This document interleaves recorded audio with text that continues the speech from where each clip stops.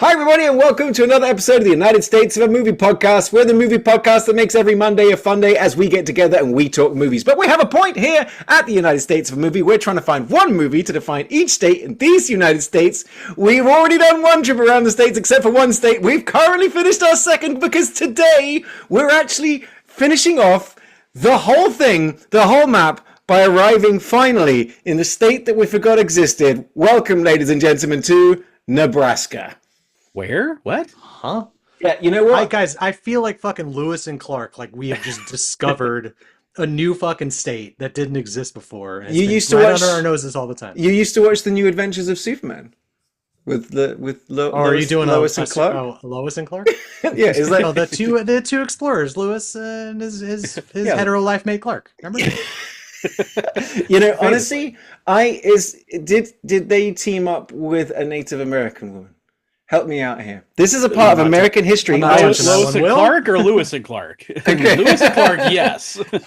Lois and Clark, no. So, but yeah, probably. These guys tried to find the West Coast. Correct me if I'm wrong. Basically, like they were like, okay, we've heard that it's over that way. Dude, and I don't fucking know. I had to Google their names. just watch a Chris Farley movie, Almost That's Famous, it, yeah. You'll get the whole story. Okay, done. Is that the title of that? Almost Famous? Nope, I just got that wrong. It's that's a Cameron Crowe movie. Oh god, yeah, what is it? Almost Heroes. Almost Heroes. That's right. Almost Heroes. I think that was his last movie. Yeah. Yeah. That's what killed him. Yeah, it was that bad. It is not a funny movie. As far as discovering that Nebraska is actually a state, doing Nebraska as a state for this show taught me that Omaha isn't a state, and have always thought it was up until now. Omaha's a city in Nebraska. It always sounded like a state to me. Omaha. Okay, well, in your mind, what is the capital of Omaha?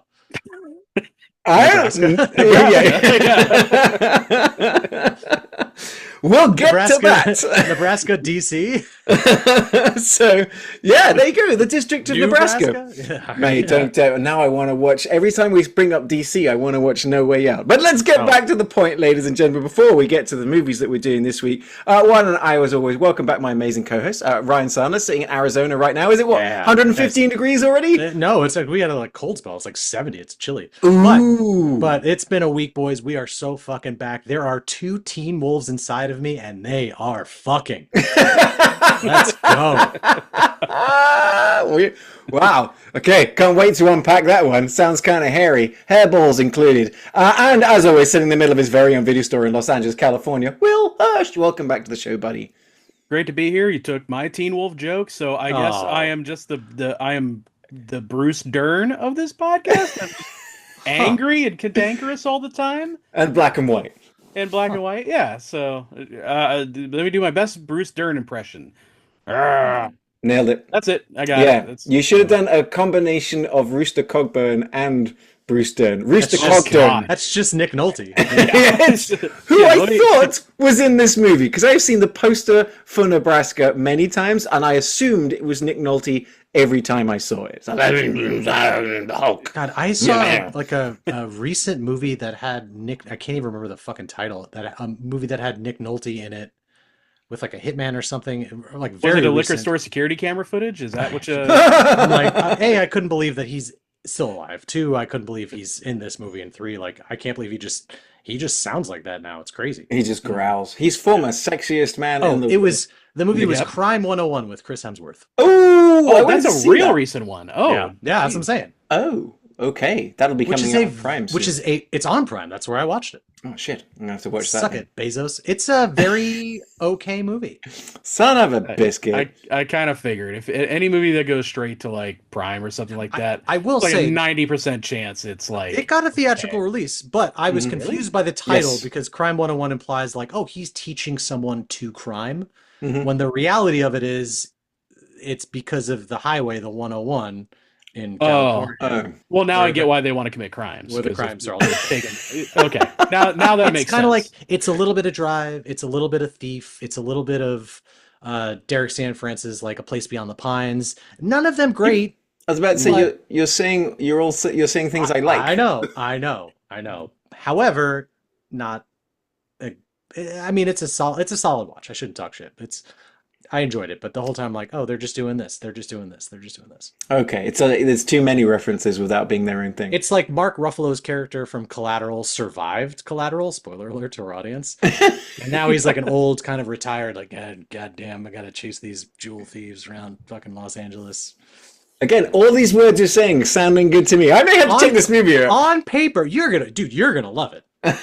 Wait, what do you mean by that? Anyway, this week, so sorry to everybody at home, or both of you at home, but I know we skipped an extra week, more than we were planning. We had internet issues. We weren't able to record in time for our last episode just because we have all been crazy busy, but we've got together and we've given ourselves enough time to do a 3-movie special because, yep, we never made it round to Nebraska the first time around, so we brought 3 movies to the table.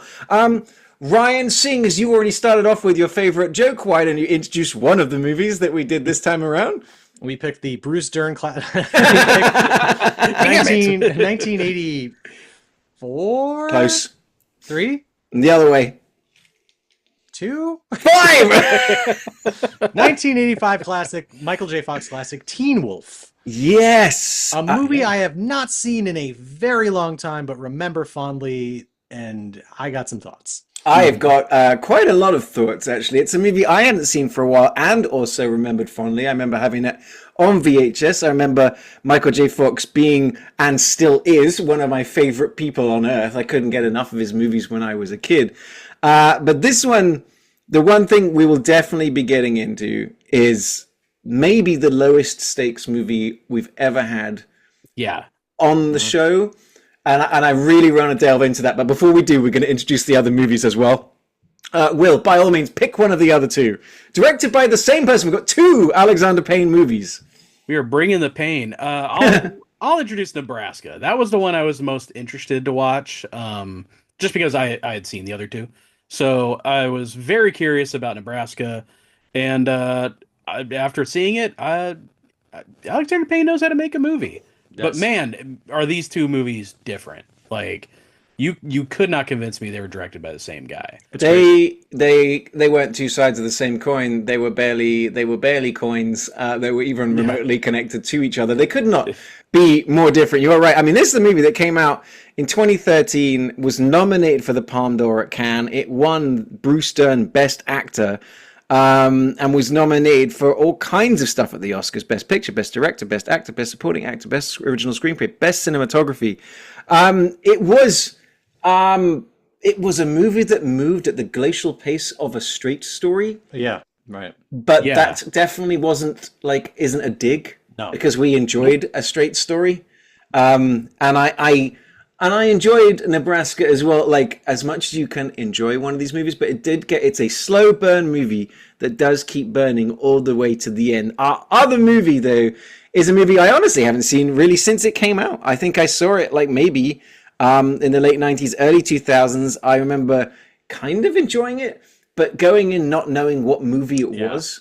You know, at a time of sort of like teen high school comedies, and you've got Reese Witherspoon, who is kind of like a sort of hot young actress, and then you've got Matthew Broderick, who is Ferris Bueller to anyone my sort of age. I was like, oh, okay. And I will say, on second watching, I do understand it a lot better. Or at least understand the tone. It's a very sort of kind of dark, very dark, kind of like, but also quite funny movie. So where do we start? Which one of the movies are we going to start with, guys? I think I would say Election. I was going to say Election, too. All right, let's do it. So let's stick with Election. Election came out in 1999. Like we were saying, it's Alexander Payne. This one written and directed by Alexander Payne. Well, the screenplay.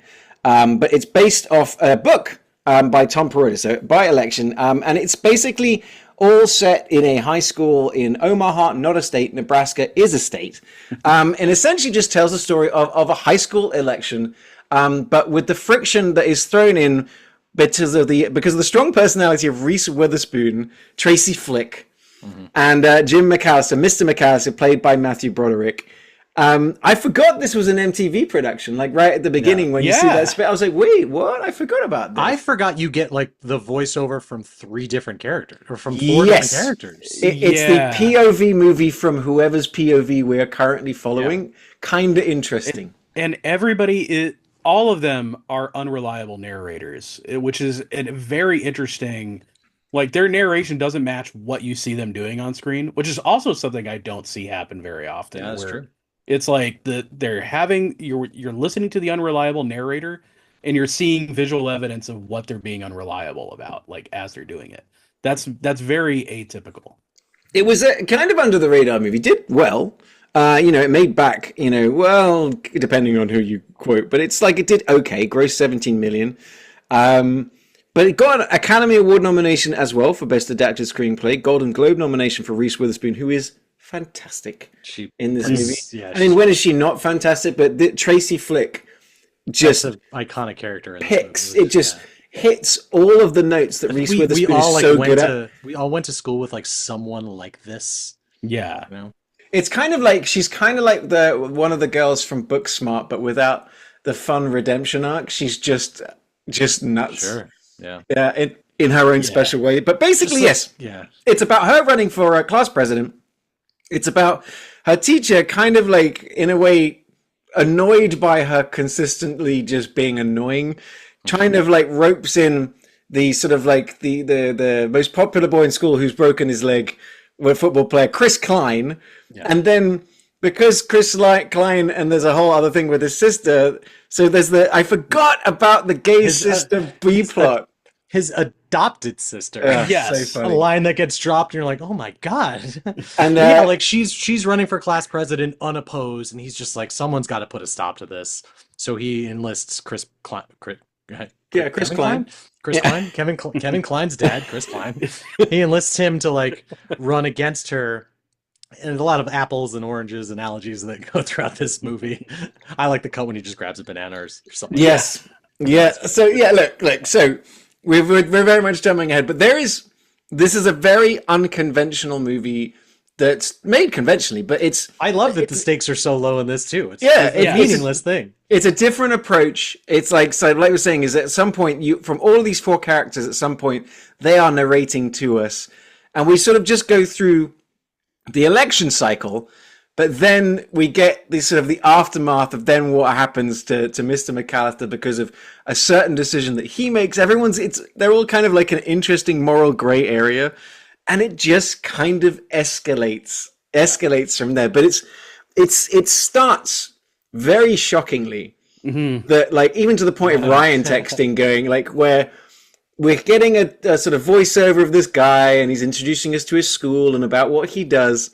And we get a little bit about Tracy Flick, and then suddenly it goes, but the thing that happened with one of my teacher buddies, and it cuts to this guy being very sexually aggressively describing Reese Witherspoon to the point that even Ryan's texted, I gasped. It's one of the most effective jump scares in movie history. Yeah. The way he delivers the most repugnant line you can imagine about a high school student. Yeah. It's just like, oh man. And I was like, now I remember why I own this movie on DVD. So it's like, and it's honestly, it's a line I missed the first time when I watched this, when I was barely out of being a teen myself. And I'm watching this one. It's Reese Witherspoon talking about her relationship from her perspective with her teacher, the same one that we've just been talking about being pretty repugnant. And you get this kind of like montage thing where it's building up how they're staying late after class and just helping this kind out. of like it's kind of like this sweet and endearing thing. You're like, okay, I can see it from that side, but then it smash cuts to the teacher's point of view, and you're just like, ooh. But my favorite line of Reese Witherspoon, she says, I don't have daddy issues. No, he's just so strong and he makes me feel safe and protected. And I'm just like, so that's what I like about this movie is it's like because I'm now remember you don't actually her dad is not in this movie. It's just her and her mom too. I remember that. But yes, the very driven mom who like makes her to be a very driven woman, and she's always there. She tries to be sort of like an A in everything. She's the one that does the the high school, like, leavers book, and she's on every single club and everything. And so it's like, this is what I'm supposed to do. I'm just better than other people. I'm going to be one of the people that rules these poor people one day.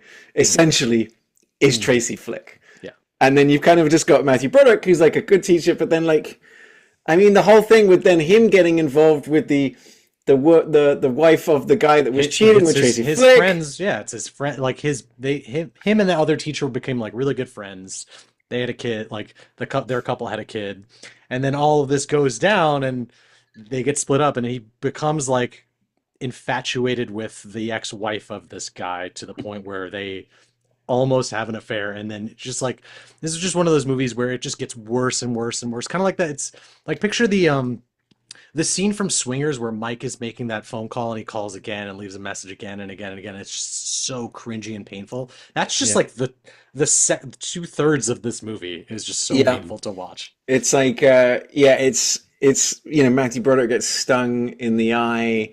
It's just watching this sort of like this good teacher, like unravel, because like he's got these sort of like, he tries to destroy a young lady that like didn't ask for it, but also at the same time, we're all kind of like, she's very annoying. Yes. Like, that's the thing about it. Is like, you got the stuff with the teacher, that whole relationship, which is gross, bad. But two things can be true at once. She is also very irritating. Yeah. Yes. And is very selfish in like her pursuit of like, I need to win this election. She doesn't really care about other people at all. The freeze frames of her face tell you everything you need to know about this character. While combined with her, I love Tracy's psycho theme. It's like something out of Dune. It's like she just sort of focuses. She's like a Bene Gesserit, and she's about to do some crazy shit. But this is it's very, very, very funny in some very sort of interesting and weird ways. Same thing with Chris Klein's sister had a great line as well. I'm not gay or anything. I just like girls. And it's just this, like, I don't know what it was about this movie from that, like, because I couldn't believe it came out in 1999. It seems like such an early 2000s movie. Yeah, this was before American Pie. That's what I'm saying. Like, it still holds up, and it has this weird timeless feel because it is set in Nebraska. But I don't remember, like, maybe this was like the first like alternative, like dark comedy I really like latched onto and remember seeing that. That's why I own it. But I was like, this is such a rare movie that no one had seen. I bought this movie to show people because it was so unique. Yeah. It makes sense, like, having watched it again, like why MTV produced it. Like, this is something I would have, like, if this was a series, I could totally see this being on like MTV late at night. So it's totally that same vibe of the era. But outside of that opening like title credit, doesn't really feel like an MTV project. Like, if you look at the film as a whole, it feels like a really strong independent type of film. It's exactly what it feels like. And there's no like, there's no guitar riffs coming from whatever hot young band is like, there's no current soundtrack. Yeah. That's true. That's again, I think, which adds to the timelessness that you were talking about, Ryan, is that we're not being dated by anything. We're barely being dated by the Cars. We're barely like, the only thing that we talked about before is that just there's no cell phones is the only thing that sort of puts it in a certain way. But in the same way that some of these characters are just, in a way, timeless people. We've all been to someone, know a Tracy Flick. We've all known a teacher like Mr. McAllister. And the fact that the turning point of this movie is a rigged election is pretty topical. Yeah. Honestly, I was just reading that I was like, ooh. Former President Barack Obama's favorite political movie is this one. It's like... Fascinating. Also, President Trump's favorite movie for the wrong reason. He identifies with the one teacher. There is this is the thing is that so Alexander Payne, who's like, so we didn't, when we picked Nebraska and election, we didn't at that very moment realize that they were two Alexander Payne movies, and he does a lot of Nebraska movies, Omaha movies, because that's where he's from. If you actually look at his filmography, there's quite a bit that's doing that. I kind of like that. I kind of like that he's like, no, I'm sort of telling sort of stories from my part of the country, which is very cool. Chris Klein as well, also from Omaha. as well. So he's Oh, kind of like, he's a very, has that kind of like well-fed, like Yeah, farm and boy vibe, doesn't he? I yeah. appreciated that like all of the other students in this movie do not feel like actors at all. They do feel like they just kind of plucked students from that school and plopped them into this film. Yeah, everyone kind of feels very authentic. Like all the side characters, especially, feel very authentically high school students. Chris Klein, though, every scene with him was gold because he is such a He's His dumb. very voice, good in this movie. he's He's so great. good. His He's such a voiceover dumb is himbo, and so it's yeah. fantastic. When he drops the line, it's like she came over to my house to blow me in Which, for a jacuzzi or something yeah, like when that. she Like, came over to my place and started blowing me, I was more surprised than anyone else. And it's like, it was, dude, oh my God. It's almost like Patrick Starr as a person, is kind of like his whole yeah. vibe in the movie, and I love it. He's just kind of like, yeah, he's a bit of that sort of like perfectly nice, dumb idiot. Hmm. Mhm. It's like, our introduction to him is like an actual footage of someone falling down a Yeah. mountain, just breaking And then the his close leg. up to his screaming, I was like, Yeah. oh man, that's Yeah. crazy. And it's like, it kind of, It's wholesome. Like he he's a makes, wholesome he's got character. that sort Yeah. of, yeah, he's got that dumb idiot wholesome thing, but he's like, yeah, he just is who he is, and he's like, oh, gee whiz, oh, okay, and he's completely oblivious to his Yeah. sister being gay, oblivious to then he's sort of the girl starts using him to make his sister jealous. Again, oblivious. But like I remember the bit where he has to get up and give his speech, and sort of like Tracy Flick gets up and gives her campaign speech. I mean, I love that you've got the kid running for vice president from the wheelchair, and he goes, "Well, I can't stand up. I'll stand up for you." I was like, That's "Okay, great. well played." Yep. But like, is that when Chris Klein gets up and he gives his speech, it's so funny because it's a really good speech, but the way that he gives his speech is just like this way, and I'm going to be there in every way that you can be, and I'm going to be there for you. And it gets Yeah. to the end. And there's actual cricket sound effect. Like there's literal crickets from the thing. And then his sister gets up and goes, "Fuck this school," and everybody loves it. Yeah. Hilarious. But like the fact that they even added a cricket in, it's just to really accentuate how I it did not crash at all. I do also appreciate because it's so funny. I like forgot the wrinkle about his sister also running for president in this Yeah. movie for no other reason than just because she's upset that she's scorned that the girl that she was seeing is now dating her fucking Yeah. brother. Yeah, I like I said, I love that she's then, she It's gets her with a sandwich board and a bell just ringing it, walking Yeah. because it's like you have the elaborate thing like Tracy Flick. She's got the gum and the banners and she's making all the like the buttons and all this stuff. And Chris Klein's character, he's just like this most popular kid in school, so he's just by default getting all these nominations Mhm. or all like the people the names to sign up, whatever the Mhm. fuck it is. and then the sister then is it's she's just a like- year younger. Yeah, And so, but the thing is, I loved it as well. Completely forgot about her B plot because one, it's very funny. Because then the other part of her, like her, sort of, then she gets suspended again. For this particular, getting everyone cheering. So then, while she's on suspension, she sees Tracy Flick being guilty, but she takes the blame because you see this bit where she's on suspension and she's riding her bike.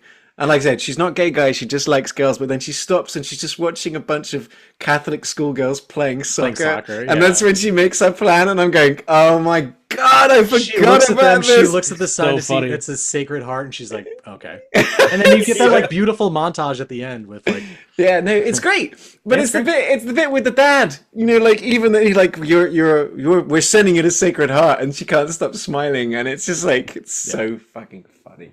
Yeah. the dad who owns it. What is this, like a cement company or something? Yeah, it's something. I love that the dad is also like equally dumb as the son, but in a completely different kind of way. Yeah, has his Just own as kind of like oblivious and- completely clueless as to what's going on. I mean, like there's so many sort of like random things. Like I forgot again, and it's set up in the first 5 minutes of the movie. But like the unraveling of Matthew Broderick's character comes because he pissed off the janitor because he put Yeah, it's it, he yes. spills something on the floor at the That's very the beginning. best You go, payoff. what a weird shot, and then at The the end you're most- like, The fucking most kidding like me? Milton from Office Space character Yeah. you can imagine. He's upset. Like I love that they introduce him. He's got this like regimen. He's working out. He gets to school early. He's running around the track. He's working out. He showers in the school, and then he goes to put his little lunch in the like the staff refrigerator, and it's just packed with garbage. So he's like, "Guess I'll empty this out." pulls the bin, just starts chucking shit, and just a thing of lo mein happens to fall as the janitor is walking by, and it's like the same exact shot that you get at the end of the movie that like it's his undoing, which is I really. It's so Scrubs. You never see that janitor. No, never. No callback. No Never. callback whatsoever. No. Just, by the way, remember we did this in the first 5 minutes? If only he hadn't. Yeah, that's great. That musical sting like really adds on to that. Yeah.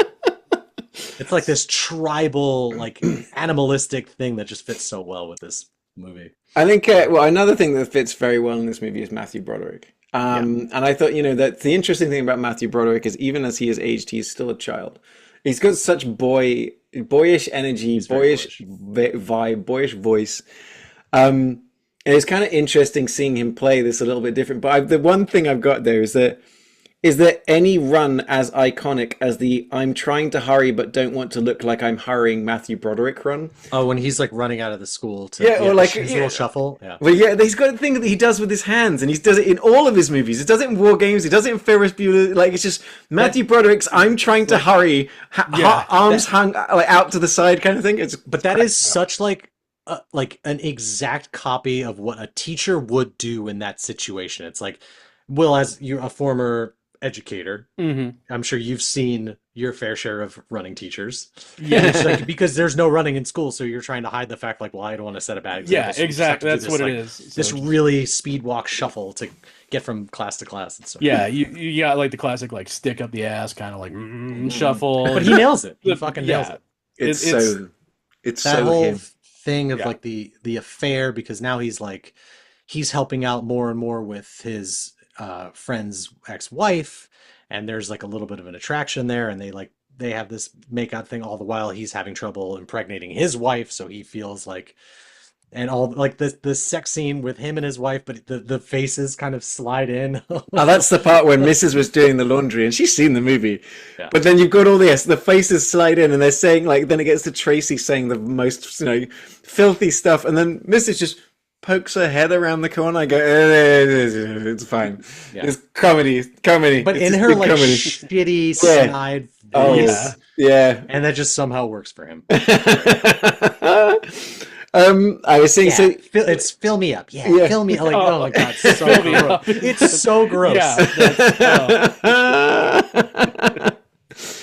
Yeah. Dude. And so I was just reading, so there's a bit, the newspaper. Obama's favorite movie. Yes.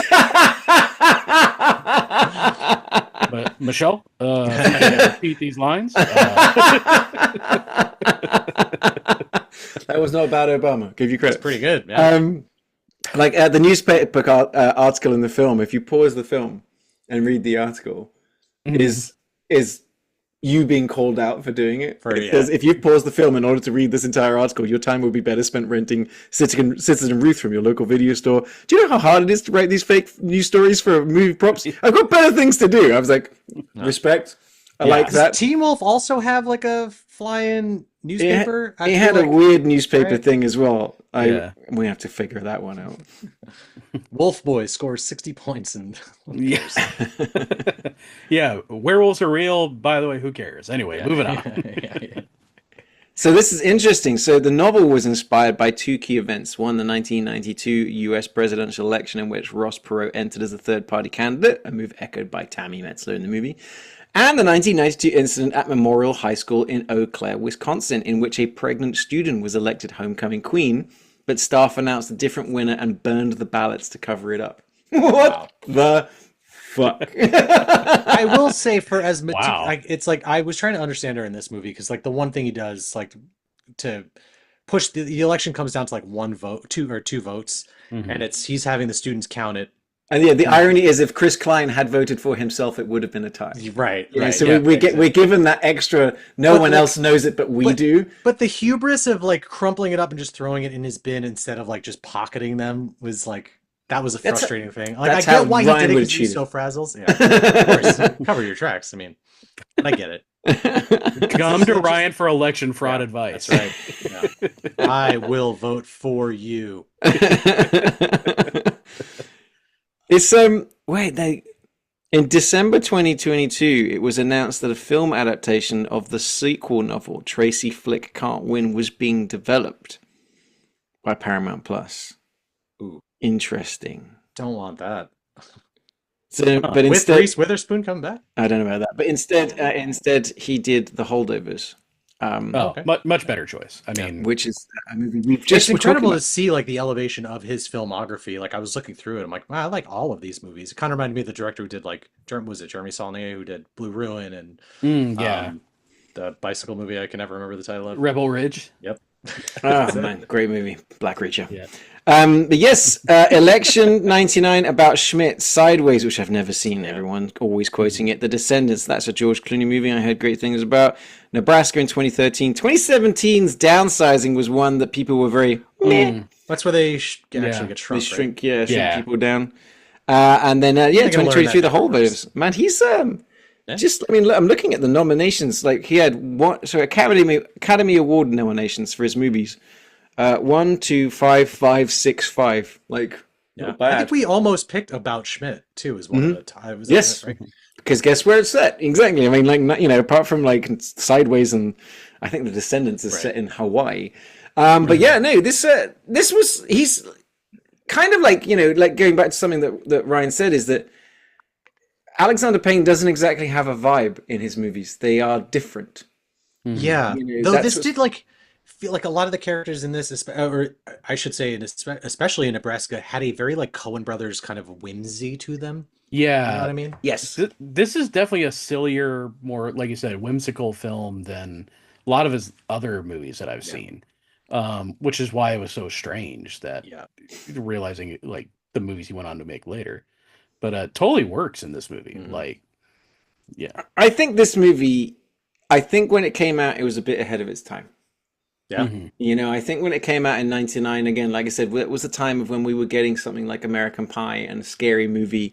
And, 10 Things I Hate About You was coming soon. But this one is like, it's not. Really took that genre of like a teen comedy. Yeah. It's got that. It's got the vibe. It's got the timing and everything else. But it doesn't go down like The that. political thriller? Yeah, I mean, Right, that's yeah. the thing is that if you look at it, again, Ryan, you joked about it, but in a 2026 lens, Election lands as a very different movie Yeah. than it did back then. And I was like the high school kid's age when I like had seen this movie. Yeah. And like seeing it now as an adult, so I'm like, yeah, it's crazy. it's definitely one of those movies that hits different. Like, and I do like when that happens in a movie, when you go from, one side to the other. Like I almost like in this case, I love how like maybe the most redeemable character is Chris Klein, because he's just a bit of a dudder. yeah. He's a nice guy. He's very Yeah. dumb, but he's a nice guy.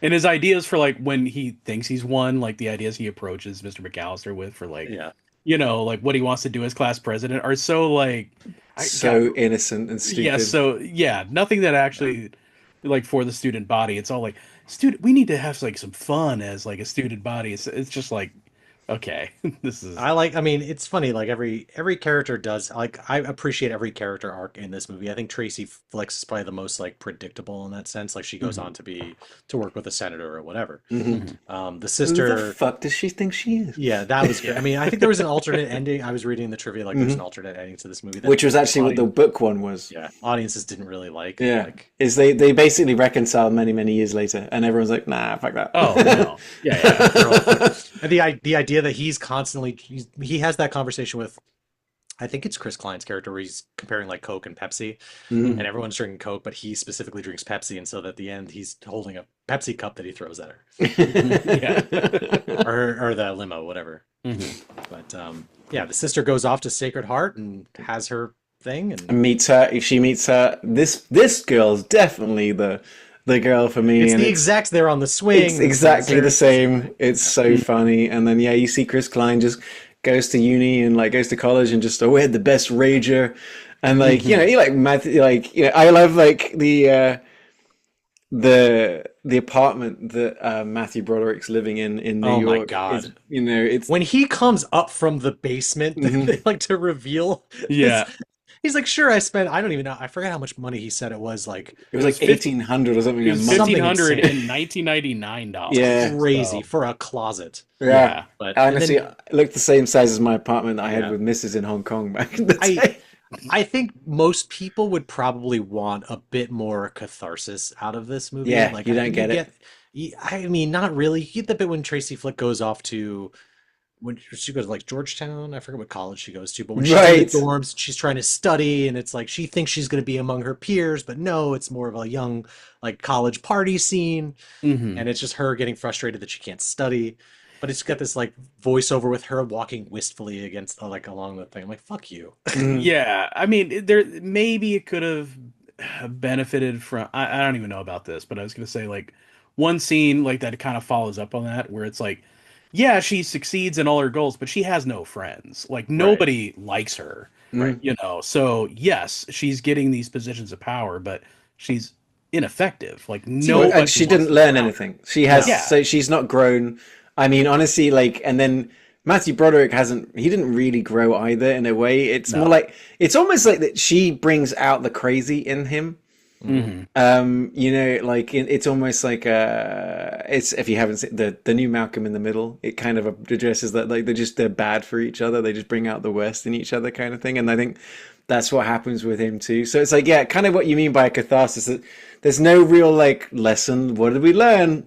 Some people No. suck, and Yeah, all of the their world's not fair. lives. Yeah, his life is just like I mean, granted, he does come through it on the other end a better person, but I guess the little bit of catharsis you get is him throwing the drink Yeah. at the limousine, and then the movie just Well, it's ends. because he's. That's the funny thing about it is because it's setting up like a catharsis ending of him going, "No, I'm Hmm. in New York and I've got this thing and I'm back to kind of like teaching. I work at the museum and I found this girl and things are nice." And it's like, and then I saw Tracy and I thought, Oh, yeah, I he was in felt sorry DC. for her. Yeah. And I'm like, you know what? I'm just gonna move on. And where's she doing here? Who the fuck does she think she is? It's so Yeah. quickly. He can't let it go. Yeah. Yeah, that's the only bit of cathartic you get, and it's worth it. I mean, it's still this is Yeah. such a great movie. I like this movie a Yeah, lot. no, I Yeah. would. This is great. It was funny. It's surprising. There's some great performances. It's unexpected. It's very different from what else you would have seen. This is definitely throw this on the list of Mhm. like yeah, no, this is a definite recommend. You would enjoy it. It's kind of for everybody movie. I think whether you're a guy, whether you're a girl, whether you're older, whether you're younger, you're going to find different things in this movie. But I think there's so much about it that is familiar, even like I said, to someone that didn't grow up in the States or didn't grow up in Nebraska or anything else like that. There's so much about it that is It just you overlap. it holds up surprisingly well too. I Yes, it was did. worried that like after like not seeing this movie for a long time and having one of my faves, I was worried that it wouldn't like feel the same. But no, the second I watched this movie, I'm like, I remember why I like this movie Yeah. so much. I Yep. did forget how he gets stung in the eye with the Yeah. bee. Like I honestly forgot. Like I knew that he did because it's such like iconic like prosthetic thing he has. It looks Because so that whole scene painful. we gotta talk. That whole scene where he's in school, but he thinks he's having an affair at night, so he has to like he prints out the exam.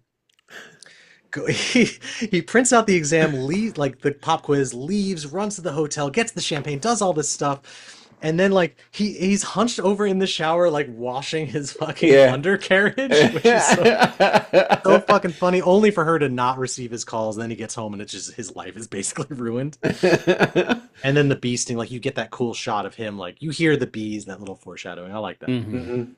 So good. And then he sleeps in the car. Apparently, the bit where he goes and pees against the tree is real. Yeah. He's so method, guys. Just, so if you ever wanted a movie Christian where, Bale would never. yeah, I couldn't picture anyone else in this role either. Like, Broderick, no, he's Yeah. perfect. yeah, he's kind of exactly who you want in a role like Yeah. this. Maybe Arnold Schwarzenegger, but I think they made the right choice in the end. It's not a beast thing. I was trying to think like who at that time would Got to be destroy a Tracy Flick. suitable- Yeah, no. I mean, there was a I think little he's bit so of good. like, what did I see? Is for the sister was originally cast by Thora. It was Thora Birch. Oh, Um, okay, yeah. I can see Okay. And then, like, I think she would have been great. It's a very, very sort of her role, but left on day 3, creative differences with the director didn't agree, and they just decided to move. But I can see that, like I can see why she was cast, and honestly, the young lady that they got to play her, She was great. yeah. I mean, but she's very Thoraba adjacent. You know what I mean? Yeah. Yeah, if as a whole, like the student actors, like if I didn't already know like Reese Witherspoon and Chris Klein and that actress, I would say they don't even seem or feel like actors in this movie. No, yeah, I agree with you. There's a couple fits of with the faces whole I vibe. recognize, but I think there was definitely sort of like a bit of that. I mean, and it was just very, very much shot around Yeah, places where, like, you know, Alexander Payne grew up. It's very much his backyard in so many different ways, and so it does have a very sort of like. It's interesting how it's very Nebraska and also just very America at the same time, because we talk about the sort of the Omaha of it, and again, learning that that's not a state. And we do talk a sort of like the Nebraska of it is sort of mentioned, but at the same time, it's kind of interesting how I was expecting a little bit, like almost a bit more, like of the state's influence you're on it. expecting like some sort of iconography or something like this, or like accustomed to. Like you don't get like a city flyover or something like that, like a title card that says Nebraska. Yeah.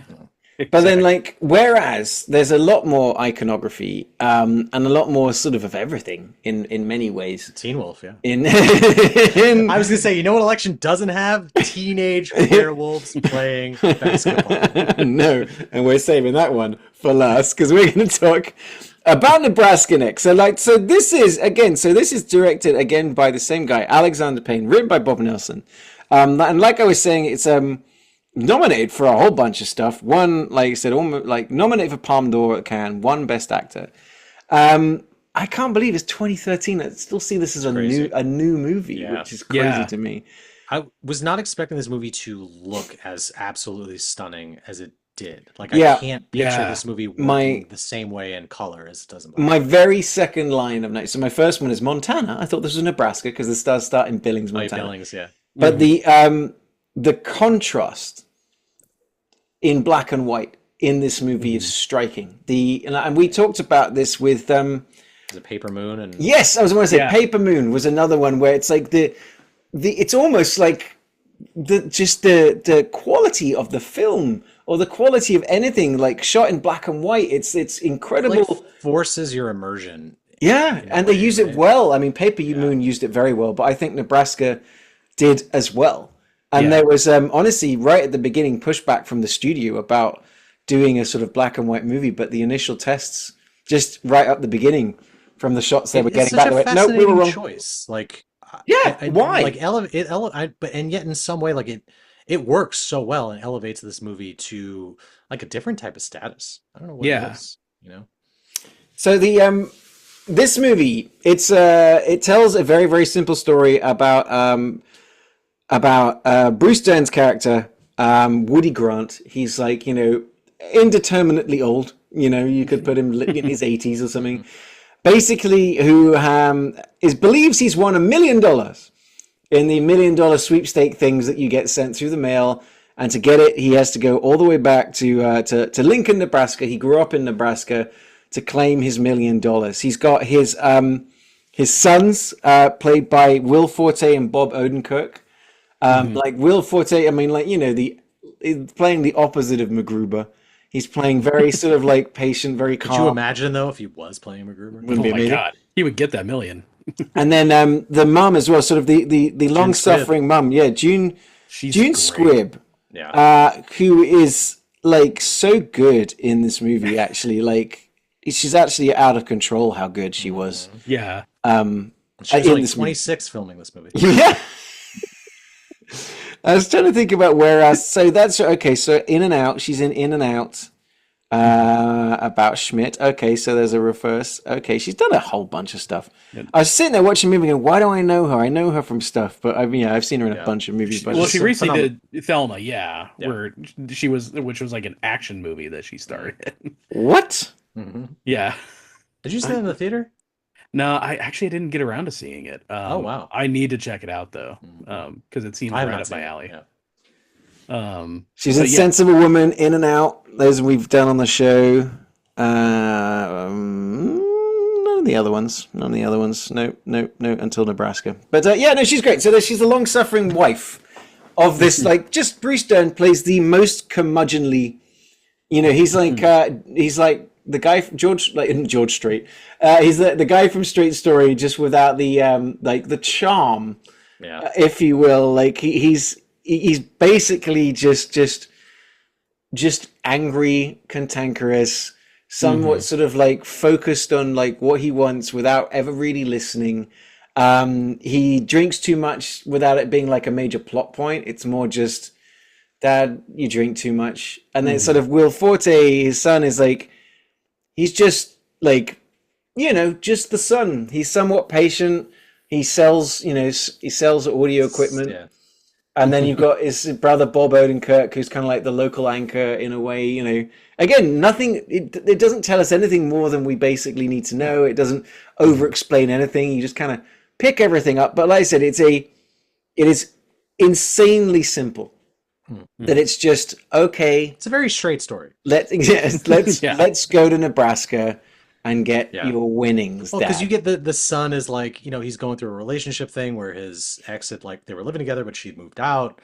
And so he's really got nothing going on, and he just wants to, I think my takeaway was he just wants to spend more time with his dad, thinking they don't have a lot more time left. Yeah. I appreciate that. And it's like, at the beginning, I'll fucking humor you. I'll drive you to the fucking... fuck it. It's going to take a couple of days. Let's go take a road trip to Nebraska, because why not? Yeah. And then it kind of escalates in a way. I mean, the thing is, I think this movie is good, but I wasn't convinced on whether it was going to be good until we kind of got to the end, and it gives us a cathartic moment that kind of makes it all worth it. But in the middle of the movie, I was like, okay, like, where's this going? I was prepared for something like bad to happen, right? Just really or something to happen. Yeah. It's because from the jump, you're like, so he's not gonna get the money. So what is going to happen? And I did think for a moment though, when they get to the thing at the end, that he was. Oh, he was a winner. It would have been great. Yes. Yeah. That would have been really funny if they're like, yes, we've been waiting for you. It's not even so much about the money as it is like familial relations when people find out that you have money coming in. It's like, yes. Everyone's like, well, we were doing this and that, and I thought we could square up. Like Stacy Keach's character is such a fucking phenomenal okay, yeah, we'll get to that in a minute. Like, so, but yes, the big part of the movie is kind of like, what sort of happens that when we like get there, just how much everyone around him sucks in so many sort of like ways, like but but there was some like funny bits on the way, like the bit where the mum. Well, the Mount Rushmore was pretty funny, but the bit where the mum like goes to the cemetery. Yeah. And she's like, "Oh, I remember this guy." You missed this? Yeah, and then she's like flashes the grave. June Squibb is a treasure. I was cracking up for that one. Just everyone she met be like, "Oh yeah, she was a big whore," "Oh, he was a drunk," And, Mom, like, come on. And then like the sort of the cousins, the two cousins. Oh yeah. Oh my god. Buzz from Home Alone. Buzz, yes. I was gonna say. It's like it's got and like that was Buzz from Home Alone, of course, son of a bitch. They both look identical too, so I'm not sure. It's weird. Right. Yeah. And then that might be why they filmed it in black and white, because it's like if it's in black and white, these two guys look identical. They looked it's crazy. And then the mum like sort of like being like he did some jail, and it's like, oh, just for rape. Like it was sexual assault, and it's like, yeah, okay, that's fine. And honestly, that was the bit where like this movie, that you really do appreciate the level of casting, writing, and acting that's going on when they get all the sort of like when more and more of the family start turning up, and the sort of family dynamic. Or lack of dynamic, like when the one brother turns up and the other brother, like the old guy's there, and he's like, "How you doing?" Fine. Good.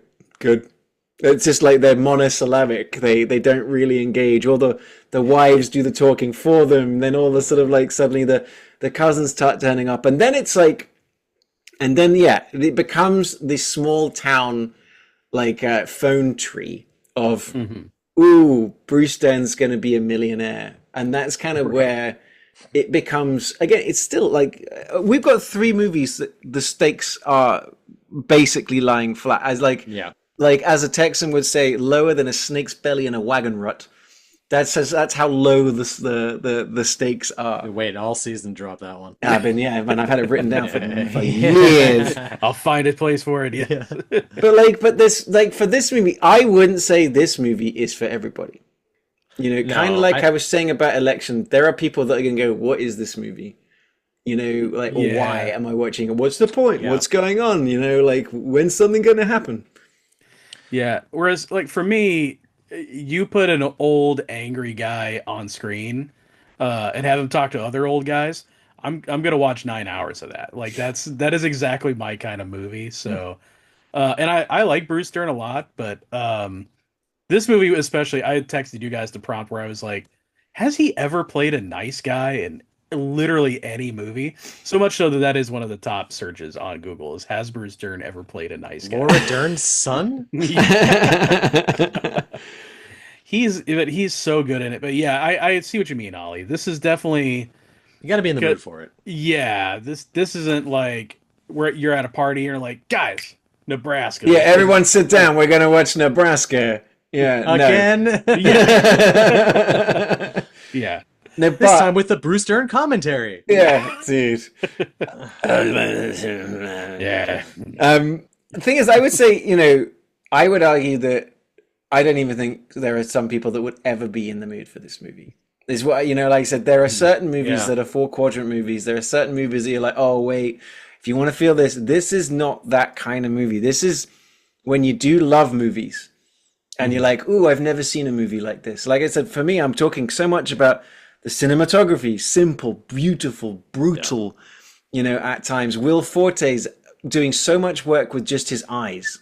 You know, from an acting standpoint, you're like, ooh, Will Forte, he's funny. I'm like, yeah, he is funny in this movie a couple of times, but not in a set up a joke kind of moment. No, sometimes it's just in a sort of like a look. I mean, like, again, like some of the unintentional comedy of the family dynamics. Like I said, the cousin's going to jail, or where the two brothers are talking, but they're not talking to each other, but they are. And it's like, oh, what truck's he got? Oh, he's got a 70s Chevrolet. Those cars will run forever. What happened? Stop running. That'll do that. Yeah. I like the two cousins talking about how long it would take to get from Montana to Nebraska. Yeah, I would drive it in 12 hours. Yeah. It's like, what are you driving 200 miles an hour? And they just keep going on and on and on about it. I mean, in the same way that when the Straight Story, we had the other twins. Remember that shit? Like, it was almost identical. Yeah, got these overlaps. There was a lot of overlap between those two movies. They're very, very similar. Yeah, I did picture like if Bruce Dern. I think I said in the texter because I'd started this movie and I think, well, you were watching it maybe 30 minutes later. Yeah. I was like, Bruce Dern in this movie would drive past Richard Farnsworth on the tractor and call him a fucking pussy. It would not have been out of place if the two characters just passed and did the, you know, I loved you at Wall Street kind of. Yeah. You know, I mean, honestly, I'd say Bruce Dern was doing a lot with his eyes as well. You know, there's times when you just like you see his determination, or you see his hurt, or you'll see his worry or concern and everything else. I understand why he got a lot of attention for because there's a lot to be done in this role, and it's all being done subtly. Yeah, you know, it's a lot of like, instead of acting, reacting kind of bullshit. I like the bit like towards, it's not really towards the end, but because you have now the whole family is together in Nebraska and they're like finally leaving. It's Will Forte, Bob Odenkirk, and the two of them in the back seat, and they're just driving in their old neighborhood, and they're like, "Oh, that's so and so's house." And they go and steal the air compressor. Let's do it. Yeah. And they're like, "Oh wait, that's actually not his." I'm like, Jesus fucking Christ. And then you get the Nebraska nice of it all, where the mum and dad cover, like, "Oh, we're just in the back seat, but I'll get in and we'll go." And they had like such a sad backstory too, and they're like they lost a child or something. And because they thought it was Stacy Keach's house, and he had the air compressor, and it's like, oh wait, no, this is this couple's. Yeah, their kid died, and such has lost a job, and they're on hard times. They definitely weren't actors as well. They probably just lived in that fucking house. That was probably their actual backstory.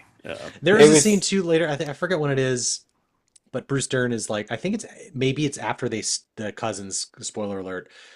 Mug them and steal the Where the they're certificate. hiding against the wall. It's Yeah. again very Coen Brothers. Yeah. That look So back. silly. But there's a Yeah. scene later when they're back at the house and he's just drinking a glass of buttermilk. That was so revolting to me. There's so many great, like the bit where, because I initially didn't like the mum, and then we get later, and it's when she just tells the entire family Yeah, to go that was fuck great. themselves. I'm like, Yeah. ma'am, she's a pill. I'm on board. And then like Bob Odenkirk turns up, and you get the pushy shoving match, and it's like, not my face, not my face. Yeah, on Yeah, the like, TV, yeah. all the interactions of like when they are the four of them in the car, the family in the car, is where like I was really like, okay, this movie's kind of cruising for me now. Like we've taken our time to get here, but like I said, yeah, the compressor scene is, I'm just like, oh no, this is great. This is so funny.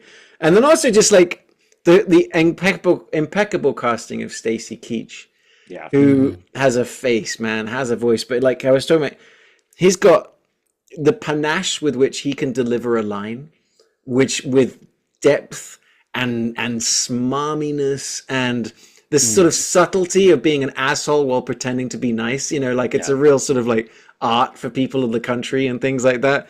You remember him from Brooklyn Nine-Nine? Brooklyn Nine-Nine. Can't Can't handle your brown. handle you around. Yeah. He plays such a good prick and like Yeah, he's you so hairbag. unlikable in this. Yeah, exactly.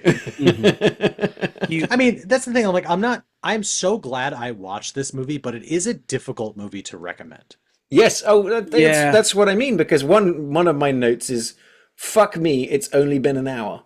It's like, I'm like, this movie's probably, oh shit. I did watch the second half of this movie in 2x speed. Did you? It's I did. definitely a little slow. Mostly because I had to go somewhere and I was already an hour in and I had like a limited amount of time. Like, I gotta just burn. Honestly, I'm like, I knew nothing's gonna happen. I'm like, I got you it. could have done like skip because there's so little line kind of stuff. Yeah. You could. It's yes. I prefer when they all sound like chipmunks, though. Yeah. I would have.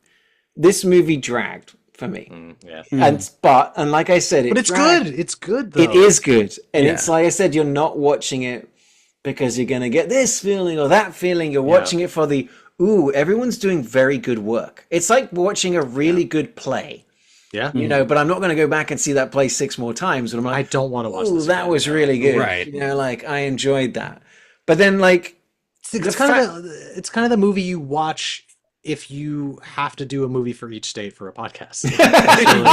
Like, yeah, a little bit. really the only way you're going to watch this movie. and knowing that if we didn't do the movie Nebraska, that we would like be doing pretty much like We all bemoaned it, like, oh, we can't do Nebraska. It goes against our whole ethos. shtick of not picking. right. Yeah, it was called Action Nebraska, sure. Yeah, exactly. Exclamation mark, exclamation mark. I will say though that when we spoiler alert, he didn't win $1 million. And It's then a cool like hat, though. yeah, oh my god, the hat. But then like this sort of like the sweet scene with his son. His son like, why? And he goes, well, I've never owned one and I wanted to leave something. And it's like the fact that his son just does something very simple, which is buys him a secondhand truck, buys him an air compressor. Like, Dad, this is all you want anyway. But then you just get the really random catharsis of we get to the little town where he grew up, and then it's a funny bit where the dad just goes, "Get down, what? Get down!" Like hide, and he just drives through town nice and slow, and has the little victory for the people of the little place, and that's it. That's and then credits. I mean, the ending is very Paper Moon as well. I was going to say, it's almost Yeah. the Paper Moon ending. It's almost Yeah. exactly the same of like switch into the car, drive off, and the credits keep going. And I was like, cool. I mean, I wonder. I mean, I haven't found anything yet specifically talking about it, but there's, like Alexander Payne watched A Straight Story, and he was like, I want to do that movie just Or Paper slightly- Moon, yeah. slightly differently. It just showed like it's crazy watching a movie like Nebraska after election. Like they couldn't be more different. Yeah. Like a lot of the characters and idiosyncrasies are very similar in how he writes characters, so that there's some consistency there. But the two movies couldn't be further apart. Mhm. Yeah. And it's amazing how different it is. We were talking about it beforehand, but Holdovers, which I saw and I loved, is also very different vibe, Mm. and very different style of comedy. Like there's darkness in it and all that, but it's not as kind of mean as this movie gets. Yeah. Same thing with Election. It's not as mean as that either. So it's just you see that he's got this like real range. Okay, so I got a couple of very interesting things actually about this. First of all, is for the casting that ended up with Bruce Dern. Paramount wanted a big star. They wanted Gene Hackman, De Niro, Duvall, Jack Nicholson, Robert Forster, things like that. Like we've just had Jack Nicholson had just done About Schmidt. About Schmidt. Yeah. But yeah, Gene Hackman and Jack Nicholson retired. Duvall and De Niro said no.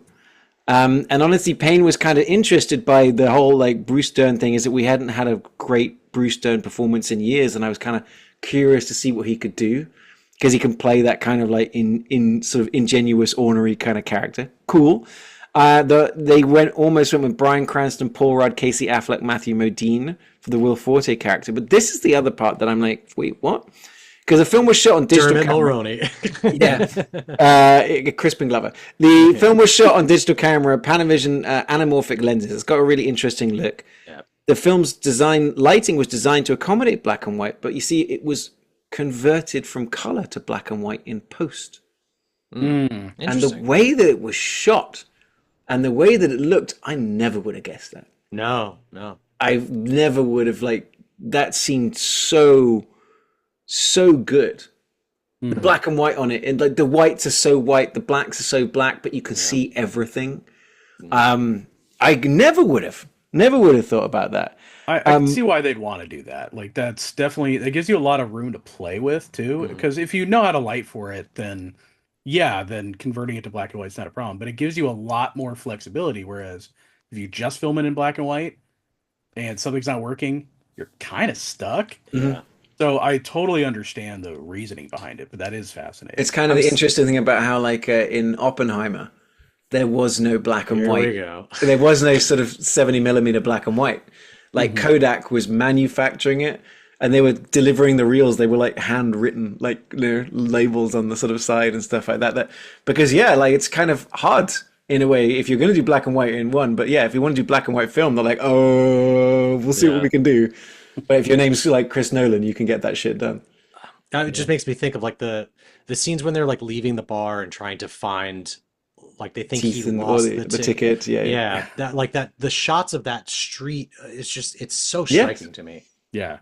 I totally agree. And then the other part as well is like the thing that kind of like, you know, when I was talking about when we segued over, is Nebraska has a lot of the iconography.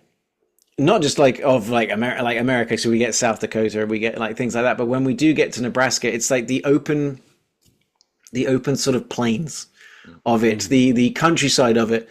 There's a certain sort of like poetic beauty that's added to it by making it black and white.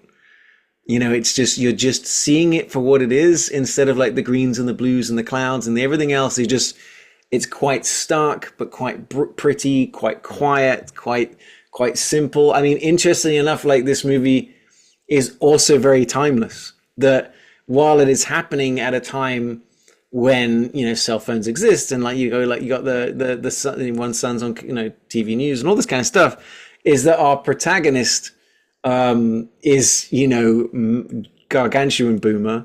We go back to a town filled with boomers, thinking like boomers, in a town that sort of time forgot. They're still like, you know, At living the same bar, yeah. So it like, it's a movie that like, it's got that exact same sort of like vibe of can kind of be made anytime. But this is the one that has definitely got a bit more of that Nebraska to it. The you know, like the couple, like we were talking about, with the air compressor, the fact that people have air compressors because they live out in the country. Okay, but is that town in Nebraska? Because I feel like when he goes to cash in the ticket, they're in Nebraska for a total of 5 minutes. No, that was so. Yeah, so so that town is Nebraska. But they go to like Omaha. Is that they like just where they have to, okay. They realize that as they're on their way, they realize that they could go right past where their dad grew up. Mm. But yeah. So it's all about sort of getting to Nebraska. So we start off in Montana, we go through South Dakota, and then after that, we're kind of like we bounce around Nebraska for the last sort of like hour and 15 minutes of the movie. For a movie titled Nebraska, there's not a ton of Nebraska. Well, like there's a lot more of it than you think. And like My Own Private Idaho. How much Idaho did we get in that one? We got two roads twice. We got enough. I've already forgotten that movie, so I can't tell you. I think we were talking about like, Will, you'd ask why even title this movie My Own Private Idaho. I think it's a B-52 song. I think that's why there was a reason that title was picked. The Love Shack. That's it. Yeah. My Own Private Idaho. I can hear it. Okay. Yeah, no, that's a banger. Yeah. I would have bought that on CD back in the day. Yeah, something. So I think this is a movie for movie fans. I think people that study film, people that went to college, people that like to read books about movies and behind the scenes and watch YouTube and listen to movie podcasts. This is a kind of movie that you might enjoy, but I wouldn't recommend this as you gotta It's see a really good character-driven film. Yeah. And I mean it's also, you have this beautiful filmmaking. But yeah, like I said, I mean I'm not rushing out to see this movie again, not even at 4x speed. Yeah. And I'm not buying the 4K for sure. And yet, I bet it would look good though. there's one movie on this list of movies that I've seen 50 times. That Ryan's seen many, many times. I mean, Will, how many times have you seen Teen Wolf from 1980? I saw it like once. Okay. When I was in middle school. Then so I am barely interested. remembered this. I am interested in everything Will has to say about this movie because Teen Wolf is a movie I remember, quite enjoying. Yeah. And then watching it again, I'm like, this movie's a lot weirder than I remember. Yeah, I remember this was such an iconic film for that. I remember, or at least I'm remembering it as being such an iconic film of that time period. But then rewatching it again, I'm like, this movie kind of sucks. It's kind of bad. It's kind of not good. Yeah. I completely agree. I'm watching this movie going, did I remember this differently? Exactly. Is it because we were just it's Michael J. Fox and it's and even the music, the really bizarre kind of it felt very like Goosebumps. It's, yeah. Well, okay. Now that's what I want to talk about. This is what I've been holding in the entire fucking podcast is the movie Teen Wolf. Okay. Starts off with a very intense intro credit scene. Is this movie about werewolves? No. This is a basketball movie. This movie is Hoosiers, but with even lower stakes. It is the whole point of this movie is basketball, to the point that when we discover that werewolves are a real thing, doesn't even matter. We have no concept of we've discovered mythical beasts. We have at no time does anyone have any kind of deep exploration of what this means to our society. We barely even react. In 30 seconds, he just starts playing basketball well, and everyone's like, you know what I'm cool with? Werewolves. Huh. Yeah. I thought this movie was like an allegory for puberty, too. It thinks about it for 6 minutes, and then decides, doesn't explain why the dad can still transform. But what I'm misremembering was, this movie, is immediately all gas. I forget that he's not bitten, there's no full moon, he just is going through some shit. I for sure thought the version that I was watching was broken because you just get this heartbeat thing, and it's this really drawn out shot of him shooting a free throw, and then it cuts to the scoreboard and it's 12-7. Yeah. It's this movie gets right to it. I mean, honestly, if we're going to talk about movies realism, let's talk about that Michael J. Fox is the 4-foot-tall basketball phenomenon. High school. The best part for me is when he does become a fucking werewolf, is that suddenly he's 6'1", 185. The guy playing for him is hilariously different. They got Michael J. Fox. That costume must have been a fucking nightmare. I will say, I liked all the practical stuff, as we always say. That shit, just even as cheesy and schlocky in 80s as it looks now, it's still pretty good. Yeah. Like him with his fingernails are It's just honestly, if this movie didn't have Michael J. Fox in it, no one would ever talk about it. No, It would be the Yeah, most true. forgotten movie of all time because there are bits when Michael J. Fox is Michael J. Foxing. He is just the guy has fucking charisma coming out of every single pore, and like even the bit when he's freaking out, like he's looking in the mirror and he's, ha! He Yeah. has just his reactions are so his He's comedy really good. timing is perfect. The guy can slip better than I was anyone gonna else say, I that was- fucking yeah, know. That was a really long shot too. down the hallway. Incredible, Yeah. incredible comedy acting chops. This guy, and like, because I guess because he's 3 foot tall, low center of gravity, him slipping on a slippery floor is just. I could watch He that was for still half an hour. I think he was still on Family Ties when Yes. this came out. This is before. This is 85. I think this is he made this right before Back to the Future. Yes, Um, yeah, because he was on. I see. Michael J. Fox hates this movie. He was like, "It's a piece of I shit." mean, Because uh, here's Steven Spielberg making a time travel movie, and I'm over here being a werewolf. I don't remember what. Stupid Eric Stoltz stole my role. Yeah, this movie would be Yeah. better with Eric Stoltz or Jason Bateman. But, could you I imagine? don't remember why this movie was such like an iconic '80s hit, but it was also like we were talking about the werewolf craze of the '80s. They're like, fuck, Yeah. our movies need more teenage werewolves. Definitely, it's a movie where you hear the pitch for it, and you just picture an iconic '80s movie in your head. Like, oh yeah, he becomes a werewolf and does all the werewolf things. It's just a bit from 30 Rock, sure. Yeah, but like, yeah, but like this movie doesn't really engage with any of the werewolf stuff. At Like, all, no. not even Like- slightly. like it's What, just so like he can surf on the roof of a truck a bit better? Like, what is the fucking by the point way, of this? how the That balls was on this crazy. the balls on this movie to do not just the surfing on the car thing with Beach Boys playing once, but to do it twice in the movie. I'm like, all right, like Yeah. you guys are really impressed with this, and this movie's like 75 minutes long. And It's a another cool thing, stunt, though. yes, another It's a thing cool I noticed stunt. during the cool stunts is how often it was actually Michael J. Fox driving, or the other guy. And like him I'm on looking, the roof. yeah, I'm looking Yeah. at it going, where's Yeah, the they had safety a wire. wire? They had a wire like running up his pant leg around his waist, drilled into like the roof of that truck. I was wondering how they did it because I was like, It was that's fine. quite impressive. That's all been caught. Like, There's so it's- much. There's so much in this. More I'm thinking about, it, I'm like, fuck. Did I turn like a beloved '80s classic into a movie I absolutely hate? I I didn't enjoy watching this movie again. I didn't. I enjoyed hate watching it. Yeah, yeah. I don't think I hated it. I definitely didn't enjoy it. It was just kind of like one of those. I'm just taking it in. Like, yeah, wow. I didn't remember how little happens in this movie, and how little shenanigans there are. Like with the werewolf. Yeah, you get the Like- bit of them like trying to get this beer keg for this huge party, right? That's It's this a way whole bigger fucking plot thing. point than I remembered. Yeah, They get the beer keg to the party, and the guys just like put it over there with the rest of them. That was pretty funny. that was funny. like, oh, shit. And then I was like, what weird ass like party are we at? That we've got like, we've got the best friend. Styles is a sex criminal. Yeah, for I'm pretty sure. sure. He's definitely in prison now. But then, Or the like, who's the Senate. random chick in the top hat and lingerie who's just like his assistant?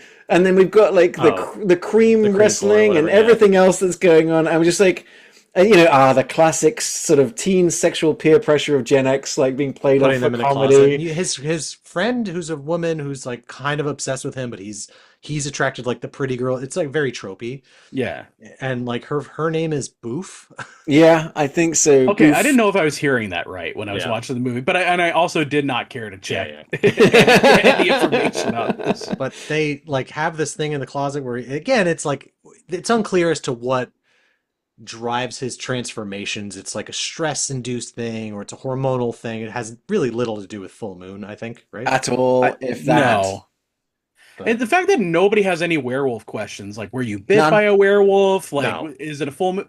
There's no everybody- existential crisis of people like, what does this mean for us as humanity? No. What does this Yeah. mean for everything else we've ever learned about the world? Or the implications on, no, fuck it. We're going to win the championship game. Woo! I'm gonna sell some Teen Wolf merch. Wolf featuring, exactly. It's just like, what is going on?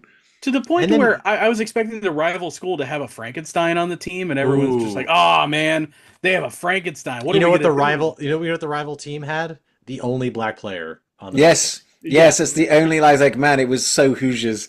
Like, you know, I mean, that's why Michael J. Fox can be a basketball player, because he's not playing anybody that's very good. Francis from yes, that's what I was going to Pee-wee bring up. Francis from Pee Wee is also on the That's the team. only other thing I remember him from.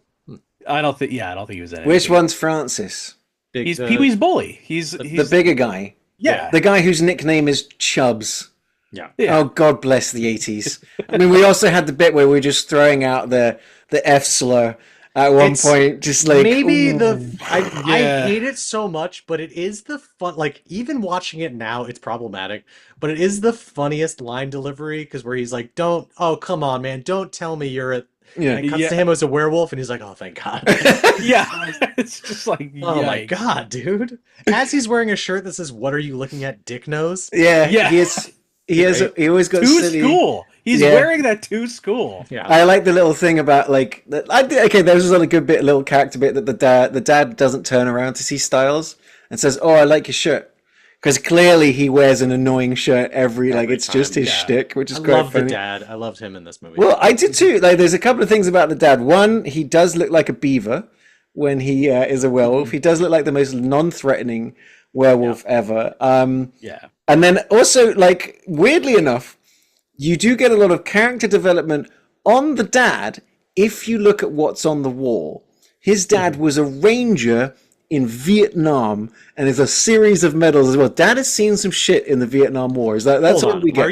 Are you implying he's a dog soldier? Is that what I you're was about to say, this is a dog Oh shit! Mhm. Now we Boom. are.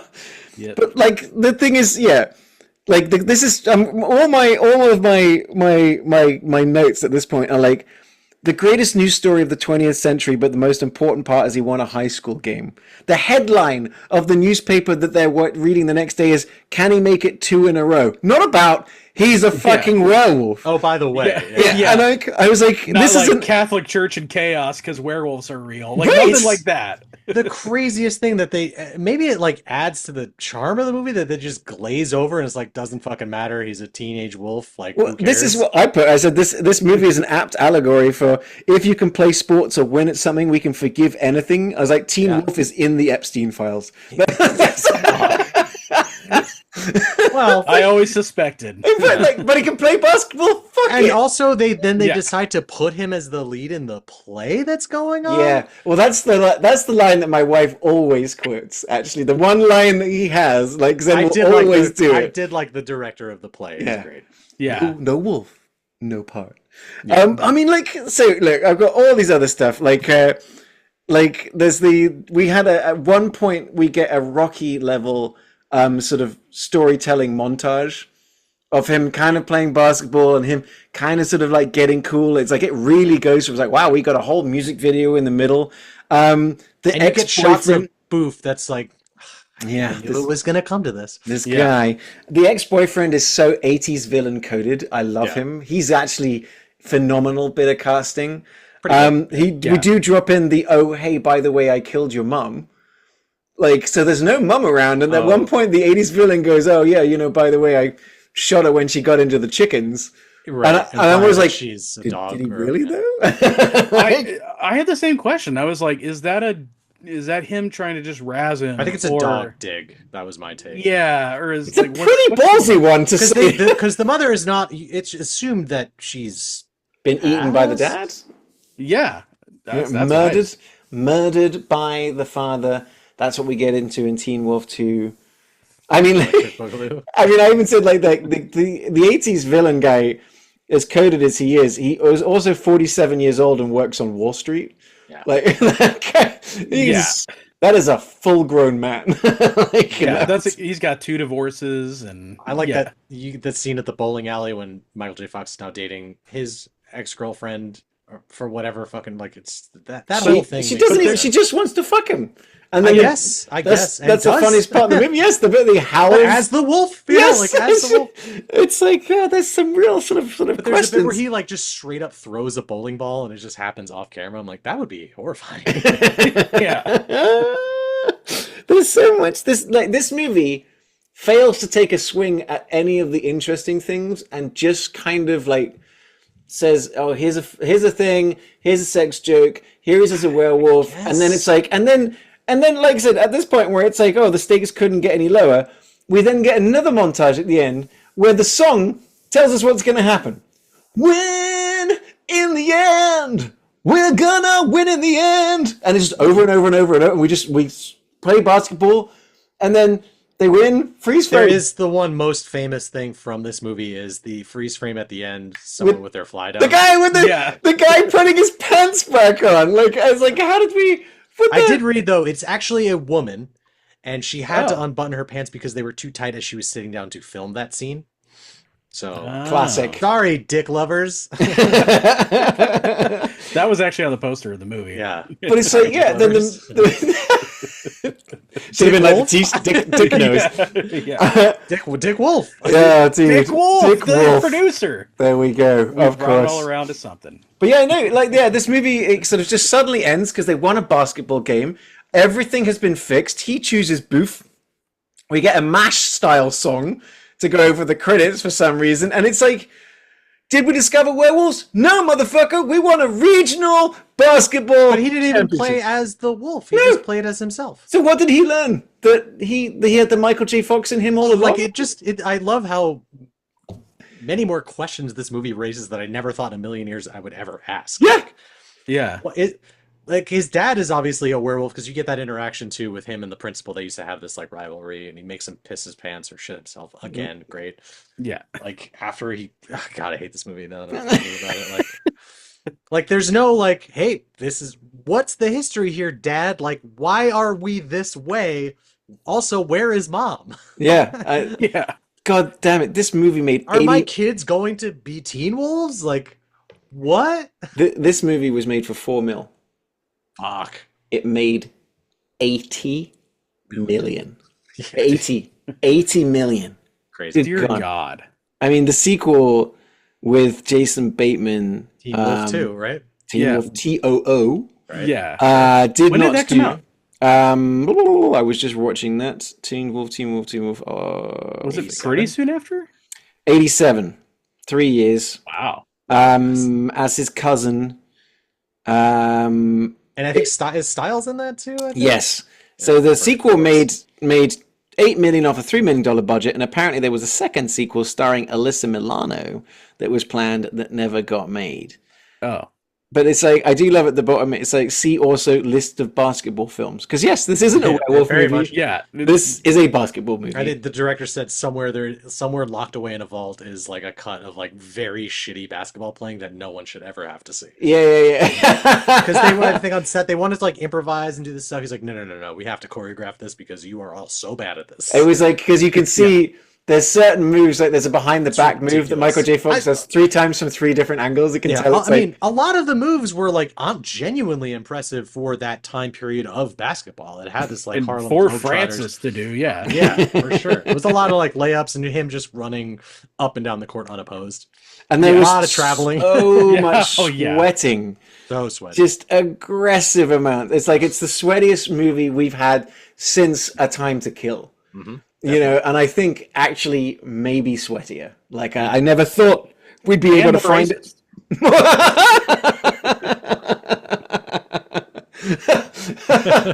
Yeah, it's like we have the only black character, and then you get Matthew McConaughey going, "Imagine if he was white," and just and everyone just starts crying. Imagine if he was a wolf. Wow.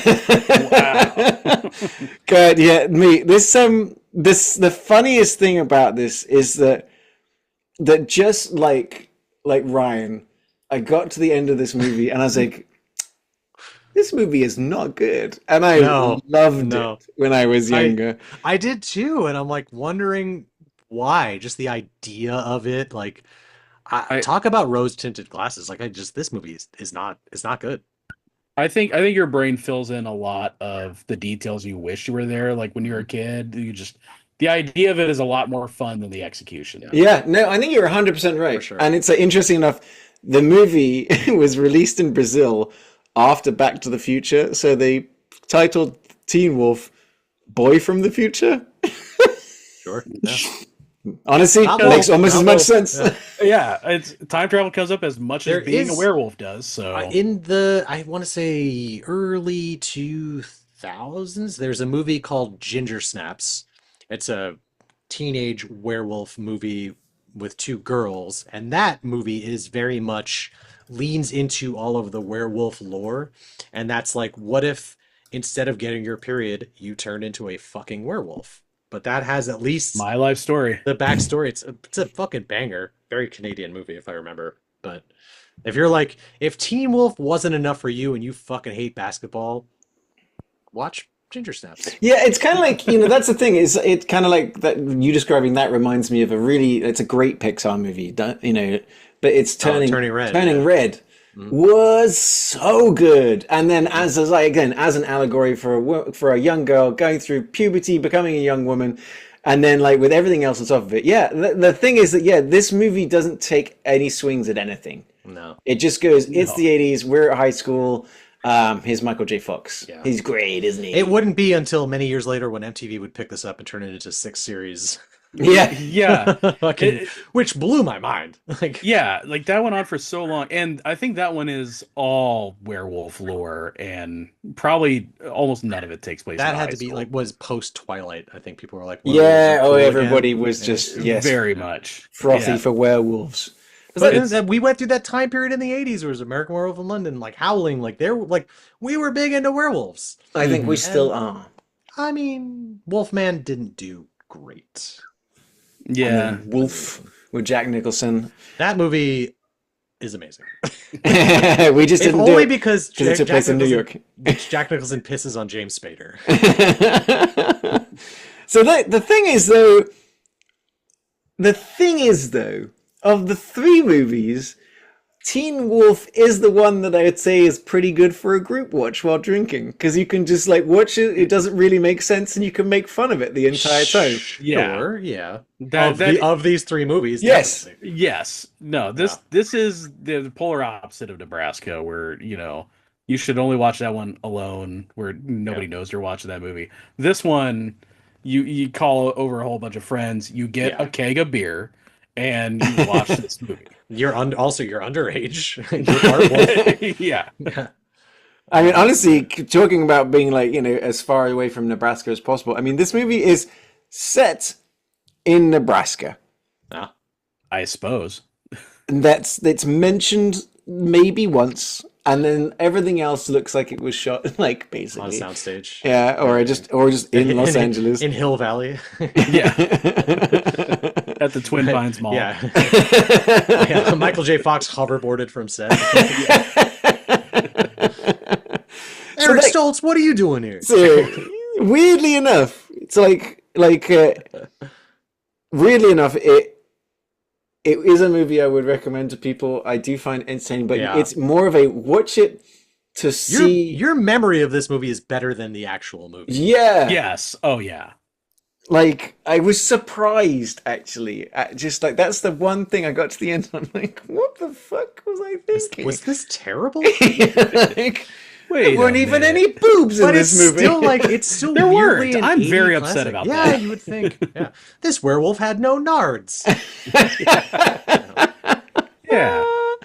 So the reason that Michael J. Fox could take the role is because his co-star Meredith Baxter became pregnant, which caused a delay in the shooting of the new season, which meant that he was able to do Teen Wolf, but then by the time the show got started, he couldn't do Back to the Future until 6 weeks in. They decided Eric Stoltz wasn't working, and Michael J. Fox did as only a young person could. He shot a TV show by day and a movie by night and slept in the car in between.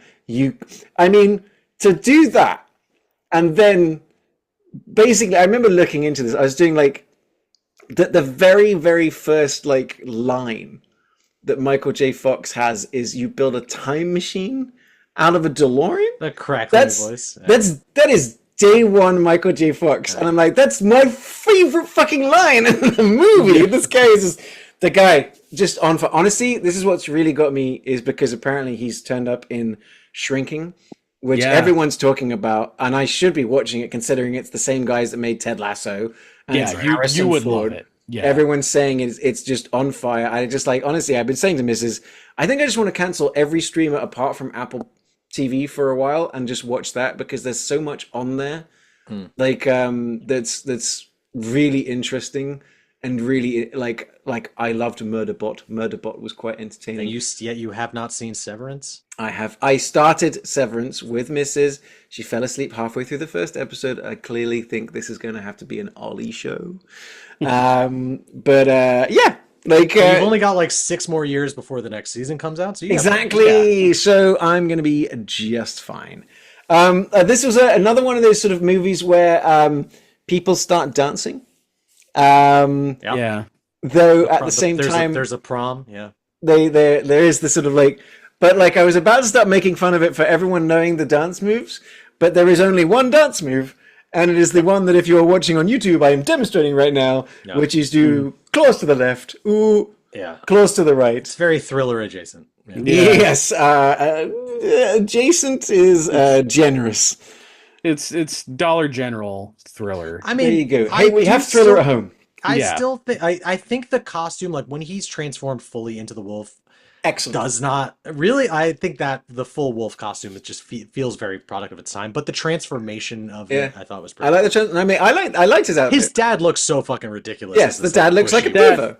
Yeah, that was ridiculous. That I'm just like, come on. Nobody on set. I mean, obviously nobody cared, but like, if somebody cared, they'd be like, can we do something like else to this look? Because this is a bad. Whereas this like is no, not a werewolf. I like Michael J. Fox as a werewolf with his like sunglasses on, the red eyes, or where he's playing basketball, but he's got like the sweatband on. Yeah, sure. Like no, you know what? He kind of look like Bjorn Borg. That's a cool motherfucker. Yeah, I would buy one of those if it was in the '80s and they were selling those Teen Wolf shirts. I would have bought one of those. Yep. No, I probably will try and find one online. Actually, if you can buy a Dragon Sound shirt, I'm sure the Teen Wolf. Yes. Also on my store. Yeah. Yeah, we haven't come up with a weird movie for you to design a poster for yet. I do need to take that cut. My left foot loose is still. Oh my god! I forgot that was that annihilated my dad. By the way, I showed it to you. I showed it to the missus, and she's just like, "That fucking guy." I'm like, "I swear to God." I get paid money to do that. Not by us. Not enough. No. And not enough. I mean, let me tell you. The estate of Day Lewis would have shackles. Yeah. Once the civil lawsuit goes through, you'll be paying them. But still, one of the funniest things you've ever made. I do like to picture an executive at Netflix is like, hang on.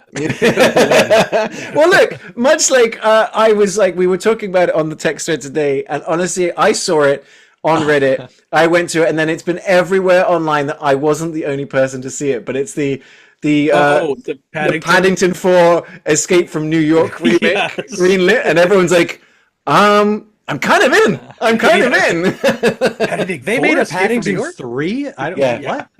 Paddington Lost in Peru. I have not seen any of the Paddingtons. I will tell you this much. I was in Singapore to host the Asian Academy Awards, and it was the year that Mission Impossible Fallout had come out. And I bumped into this lady I had a lot of respect for. She's one of the CNN hosts in Asia. We were just chatting, and we were talking movies, and I was talking, she goes, "Oh my God, what's your favorite movie of the year?" And I go, "It's Mission Impossible Fallout." For me, I was like, it was the best movie theater experience I had in a long time. And she goes, "Nope, Paddington 2. And I was like, "What?" And she goes, "No, Paddington 2 is the best movie. It's one of the best movies I've ever seen." Don't think about that again, really. Like, it's always on my list. And then it's like, it's the unbearable weight of massive talent. When Nicolas Cage is bonding with Pedro Pascal, and like his first favorite movie is this really esoteric sort of French new wave, sort of black and white, whatever the fuck movie it was. And he goes, "And another one, Nebraska." Paddington 2. And he goes, "What? Yeah. No, you get it." He goes, "Paddington 2 is, it made me want to be a better man." And then it cuts to Nicolas Cage finishing the movie. He goes, "You're right! Paddington 2 is the best movie ever made!" And I'm like, okay, I've got to do this. And fortunately, like about a month or two ago, Netflix had Paddington 2, and one of the other streamers had Paddington 1. I go, this is the day. And I did a double feature. And I tell you what, both movies, fucking brilliant. Like, so British, but also so great, so entertaining, so funny, and so sweet. that I did finally watch Paddington 2, and I can tell you right now to that CNN host, the Mission Impossible Fallout was better, but Paddington 2 was excellent. Paddington 2 is pretty good. Only there was a way to combine the two. There's that Twitter feed that's just like someone photoshops Paddington into a movie until he forgets every single day. Yeah. Love that. And it's honestly impressive. Paddington 2, I love that movie. There's still gags in that movie that crack me up. It's very good. Right, actually, hang on a second. We were talking about so are you gonna call an audible? Oh yes. Yes. Okay. I know. Will knows where this is going. Yeah. Because, so ladies and gents, because we are finishing off our second trip around the States, well, technically our first, but second, that we're going to start doing what we did last time, which is do a series of specials. And one of the ones that we were talking about is boarding school movies, which we think we're going to do next, because I don't know if I mentioned, I used to go to boarding school. What? But one of the other ones we were talking about is prison movies. Paddington 2 is a prison movie. Sure. Oh my God. I think I know how we're going to get into this. God. That's very exciting. Okay, so on a scale of like, as far as like prison movies go, like, do you think that movie has your favorite like sexual assault scene? Or is that still Shawshank Redemption? Yeah, all right. It's Ricky O. Yeah, I mean, if we're doing prison movies, that non-negotiable. That was one of the most fun. So yes, okay, but yeah, I think suck it, Green Mile. You're fucking out. Paddington 2 might be in your headed your way soon, Ryan. We'll see about that one. And you need to have seen the first one to. Yes and no. Not really. Yes and no. You're going to get even more emotional catharsis if you watch the previously on. Like you kind of just get the concept. He's a bear with his family. Like that's kind of all you need. I saw the second one first before I saw the first one, so you'll be fine. Okay. I did just think of another special episode idea. Go for it. Only because I have ulterior motives. It's the most Canadian movie. Yeah. Okay. Specifically because I want us all together collectively to watch Nirvana, the band, the show, the movie. Oh, you have been talking endlessly about this. Yeah. Honestly, considering how much America had at one point tried to make Canada the 51st state, I think an argument could be made for that one. I can see. I mean, we made a space movie. We've done submarine movies. We can do the most Canadian movie. We were going to do Greenland, but we haven't gotten the third Greenland movie yet. So. Honestly, actually, I was thinking about that as well. As like, what trilogy could we do?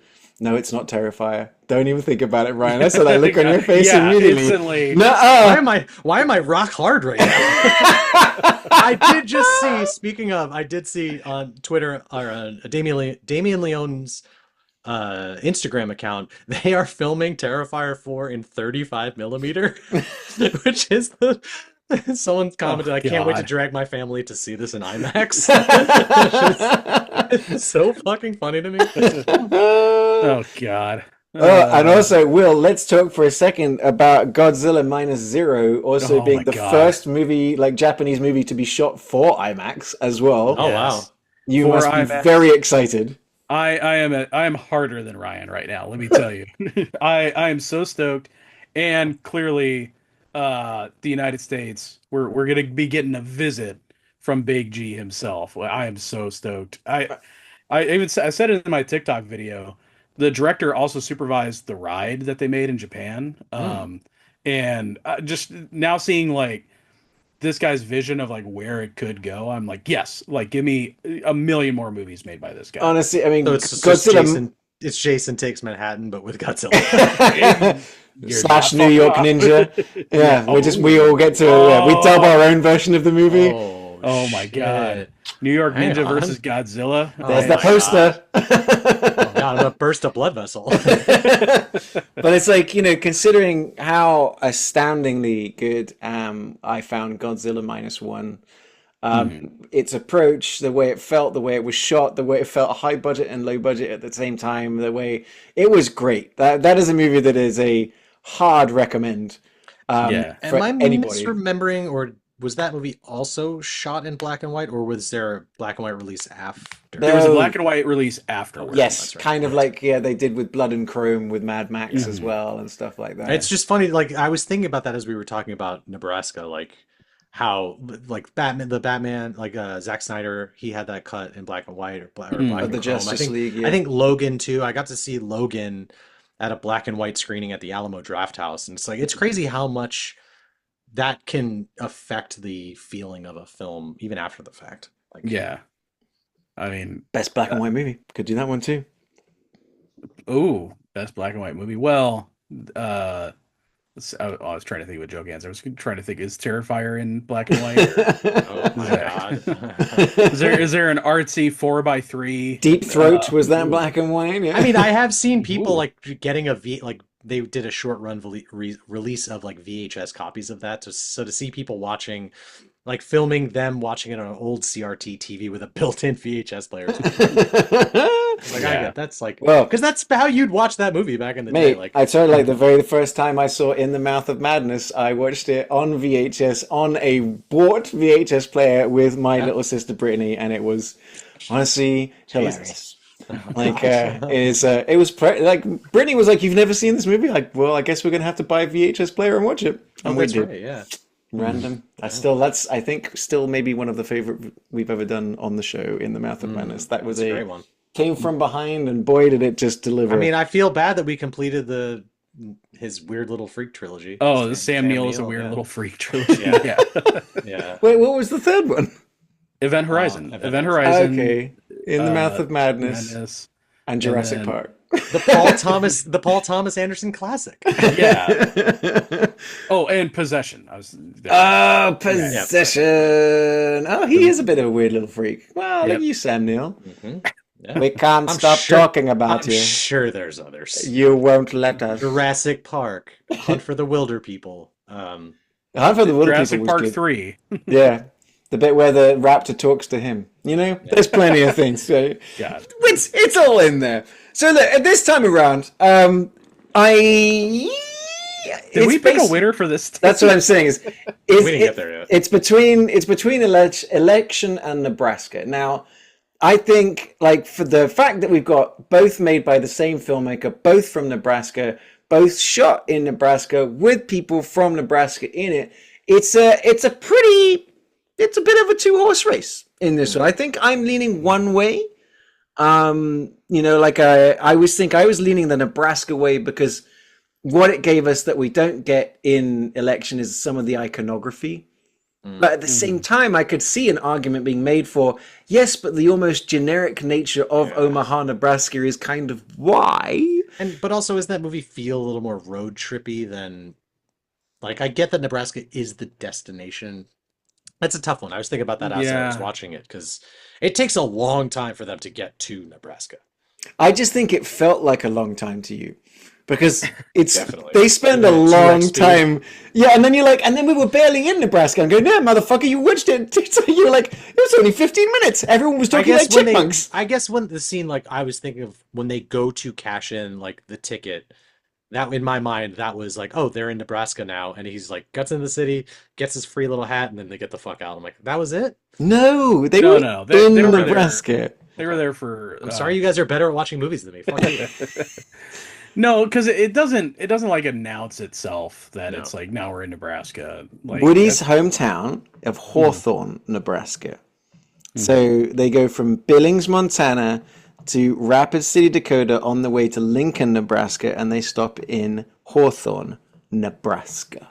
Pay attention, Ryan. Says the guy that thought Omaha was a state. It sounds like a state. There's 50 of them, guys. How am I supposed to keep track? We've done this for 2.5 years and only just got to all 50 because we didn't realize Nebraska was a state. You'd think we had T-shirts made. You'd think that we'd be better at this. In our defense, I never thought that we were better than this. I think we are just That's as our good at plan. this. We will never be better than this. that is our promise to you. We will deliver on that promise all day. Wait, yeah, so look, what's the winner, Nebraska? Great. so I'm.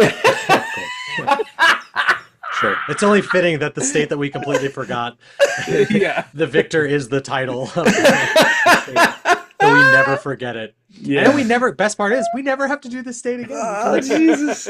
Oh my God! Honestly, like I'm leaning Nebraska wise just because, like I said, it's got some of the the iconography. It feels bigger than this small people- school. Yes. kind of thing. Right. Yeah. Yeah, that's the thing. What about For you, sure. Will? How are you feeling on that one? No, Teen that's Wolf. kind of yeah, definitely Teen Wolf. I will never think about that movie again. No, I'm leading Nebraska just because it's they make a bigger deal of it being in Nebraska Yeah. than election. Election, if you don't catch a stray license plate, you'd never know. Mhm. So I feel like Nebraska just because it's so central to the plot, and you see more of Nebraska. It's so much a part of the tapestry. You got Even more the culture and like feel like they definitely feels like all of these people like again like I said with election he's so good at making all of these actors feel like they're really like just I think all the people in the bar like all the extras were probably just local yeah. Nebraskans. Yeah, that's the word. But no, I'd put money on it, and it seems to be like Alexander Payne's approach actually. And honestly, I would be keen like to sort of like check out some of his more like I said, I've been recommended by people that love movies about the holdovers, and I almost put it on like one day. I was like press play, and I went, no, maybe not today, maybe not today. I mean, I love Paul Giamatti is great, and like I said, Alexander Payne has From Sideways, yeah, that makes sense. he has piqued my interest as this director as being like, okay, he's different. And It's a name I'm now going to recognize as Yes. a director. Yeah. yes, and it's because of this stupid Right up there podcast. with Paul W.S. Anderson. Here's Equally another as little good. freak. Yes, here's Yeah. some jazz. My So ship yes, is called the Nebraska Knesset. Stupid. it's stupid but hilarious, and I can't wait until you make that poster. Wow. So yes, Funnier than Teen Wolf. Yeah. yeah, damn right it was. So yeah, no, you know what? Finally, after 2.5 years and two almost You complete happy now, trips around the Nebraska? state, Nebraska, we are giving you your champion, the best movie to represent Nebraska as a movie for all time, or at least until we eventually come around and remember that Nebraska exists as a state, is the movie. We're gonna forget a state every season. That It's would just be- like- Oh my God, guys, we totally forgot East Carolina. Ah, God, come on, you did that. Come man. on, man. Guys, we've got to get better at this. 2013's Nebraska, directed by Alexander Payne, starring Bruce Dern, Will Forte, June Squibb, Stacey Keach, and Bob Odenkirk. It's a great movie. It's a movie if you're a movie fan. It's not for everybody movie. But that being said, what were some of the other movies we could have chosen? A lot of Alexander Payne movies. Yeah, to I be- think we talked about Schmidt. I was About gonna pick Schmidt that. was Yeah. almost there. That's another one I hadn't seen in a long time, but I don't know how much of it. It's I a feel road like that's trippy also movie. yeah. Yes, it's a road trippy movie to go to a wedding in Denver, Colorado. There is the two just laugh a minute movies, Boys Don't Cry and Terms of Endearment. So like those just two Never heard of it. absolute dick punches. You know, with Hilary Swank and her amazing turn in Boys Don't Cry, which It's got her funny to me first that Oscar. all of Nebraska movies are either really sad, emotional, heavy stories and movies about teenage wolves. So I mean, look, honestly, you're not wrong, because yes, we've got Boys Don't Cry, transgender murder. We've got Terms of Endearment, widow death. We've got About Schmidt, not exactly a fucking laugh a minute. You've got Boys Town, when a death row prisoner tells him he wouldn't have led a life of crime if only he'd had one friend as a child. So like Wow. it's Nebraska, yeah. are I you hate to okay? say it, all of these movies would be better with Teen Wolves. Yeah. Apparently, even Paper Moon was in there as well. Another one, which is kind of non-specific, but I love this movie, is Tu Wong Fu, Thanks for Everything, Julie Newmar, which is a kind of road trip movie that ends up in a small town, which is non-specifically Nebraska. But I would be interested in that one. Downsizing, another one from Alexander Payne as well. So there's a lot, but like, oh, here we go, guys. Finally, Jesus. Finally, we find a good movie. 2008's Zombie Strippers. A zombie epidemic spreads through a strip club in Nebraska, starring Jenna Jameson and Robert England. What? Click Oh my god. on that one. Was this a Robert England vanity project where he's just like, I got an idea for a movie? We've also got the movie Balls Out, Gary the Tennis Coach, a high school janitor who was a tennis pro, That sounds familiar. starts coaching misfits at the Nebraska State Championships. So we do have some movies Who's in that movie? Who stars in that? Stifler. Is Is Sean William Scott, Yeah, okay. Randy Quaid. See, that's our boy. Oh shit! Oh shit! Fun fact about that movie, I think that was a Blacklist script for a long time. That was on the list of like the best unproduced movies. Balls And- out. Yeah. Wow. Oh, Okay. I'm thinking of like there's a movie called like Blackballed. It's a not David Koechner. That's it's the one that's on your hard drive. That's the paintball. It's a paintball like mockumentary movie with oh my god, he's in a children's hospital. He plays the clown doctor. I forget his name, but yes, I know who you're talking about. I forget his name. yeah. Anyway, that was We've like got okay, go ahead. some other ones that we talked about. There's Caddyshack. Which Yeah, we did that. Did pop up on like we chucked in there. Could do that one. There's a Spencer Tracy, Mickey Rooney movie, Boys Town from 1938, Oscar nominations. Children of the Corn gets mentioned. How have we not done a Children of the Corn episode? Why at did I all? watch Children of the Corn if not for this podcast? And See, also, which one? There's so many of them. well, it's Kirstie Alley Superman one? What the fuck? Right? Sorry, I'm watching the No. trailer for Zombie Strippers right now, which they'll dance for a fee but devour you for free. That's amazing. Wow, It's a it hell of a looks tagline. looks like Rudy Ray Moore come up with this dialogue? it's directed and written by Jay Lee. Let's see what else Jay Lee has done. We're going to go into a little bit of a deep dive here into Zombie Strippers. I hope you're using an incognito browser. Like, My- isn't it your family computer? My cookies are screwed. Editor. Okay, not much. He's let's He see. just had one idea in the chamber, and that's all. We have one quote from this director, and it's to do with nudity in films. A large percentage of the audience definitely needs it or looks for it. I think nudity can help for marketing. If you're just there for a shamelessly bad or shamelessly good time, it's great! Exclamation point. And which prison is he in currently? I think he's ambassador to Sierra Leone. I was going to say, he's definitely in the cabinet. So look, there's a bunch of movies. Nebraska. I'm not sure we're going to sit. I'm not sure we're going to go the dick punch route with Boys Don't Cry. I'm not sure I'm going to go with Terms of Endearment, which I've never seen. We just start season 2 next week and do Nebraska. Start with Nebraska. That would be season 3. This would be season 3. Oh my We've done God. 2 God. trips, guys. Uh, But yes, no, there's lots. There's lots that we're going to do when we do get back around. But right now, we're actually going to have some fun. We're going to do some special episodes. Now, I think we might, for a little while, we may be switching bi-weekly to give all of us a little bit of time. Will's got a movie that he's hoping to get into production on. I've got some That Englishman shenanigans. Ryan is... I have movies I actually want to watch. he's got to watch Teen Wolf 2. Gotta watch Terrifier 4. So yeah, we might be sort of shifting like this. So guys, we do have a lot of old episodes. If you haven't heard them, we'll probably put a filler in episode in between as we go through some of these sort of special episodes. The first of which is, as we mentioned, we are going to be doing best boarding school movie. I've got one which I've talked about on this show for the entirety of it. A movie that as a boarding school kid, we watched at boarding school and loved it. It was our fantasy movie. We are going to do Toy Soldiers from 1991, a movie that seems kind of like 80s coded. It's got the kid from Sean the Astin. Goonies, Sean Astin. It's got Will Wheaton. It's a movie about terrorists taking over a boarding school.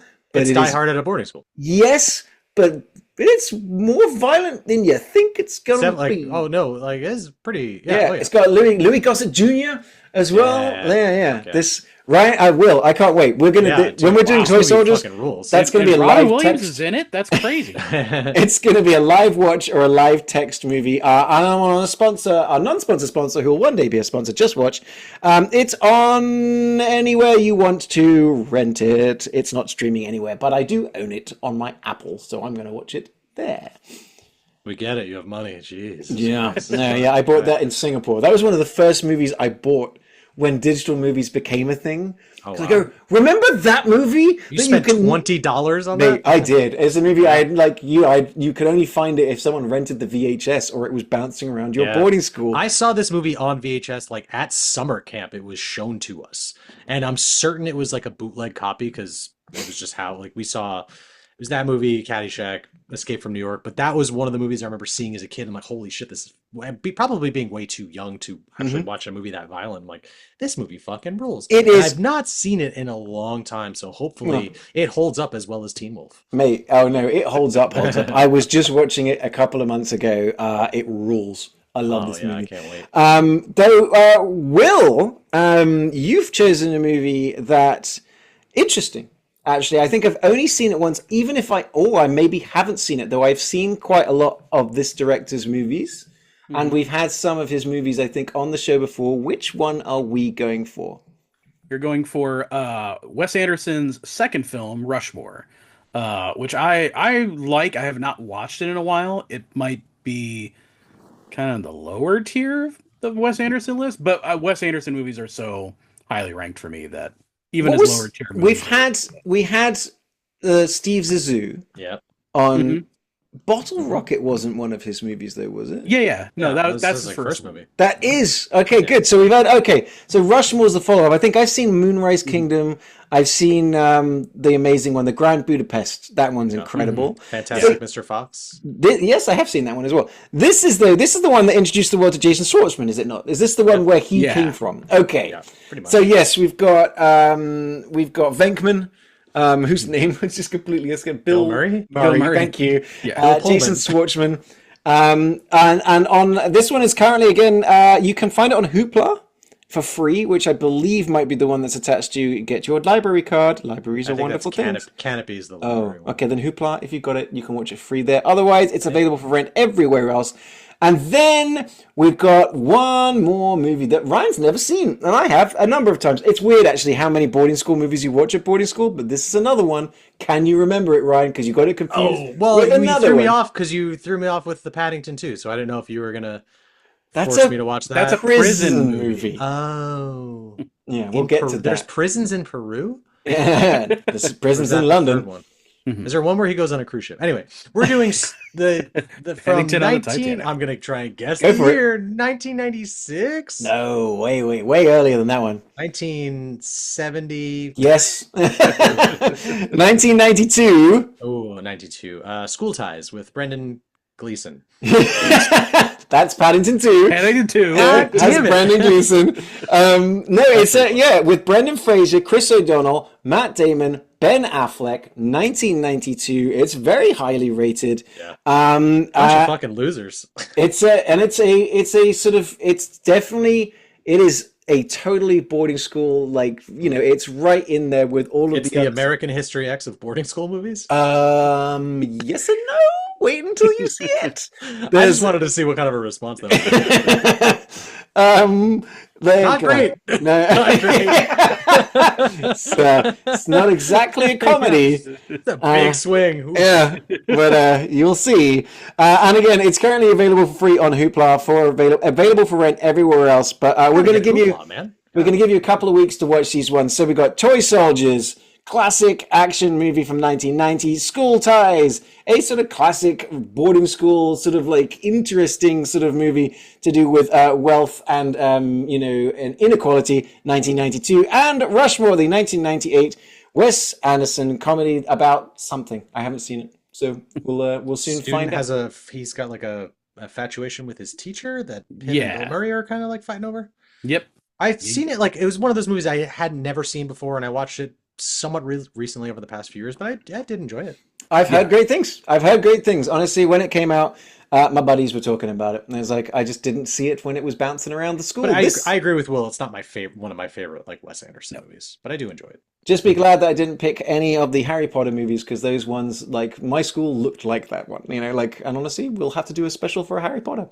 I just wanted to see the Ryan's eyes die. There was. So I want to see the light leave Ryan's eyes. I think now might be the worst time to do a Harry Potter. Yeah. You just want me to see the fucking goblins that work at the bank, huh? Yeah.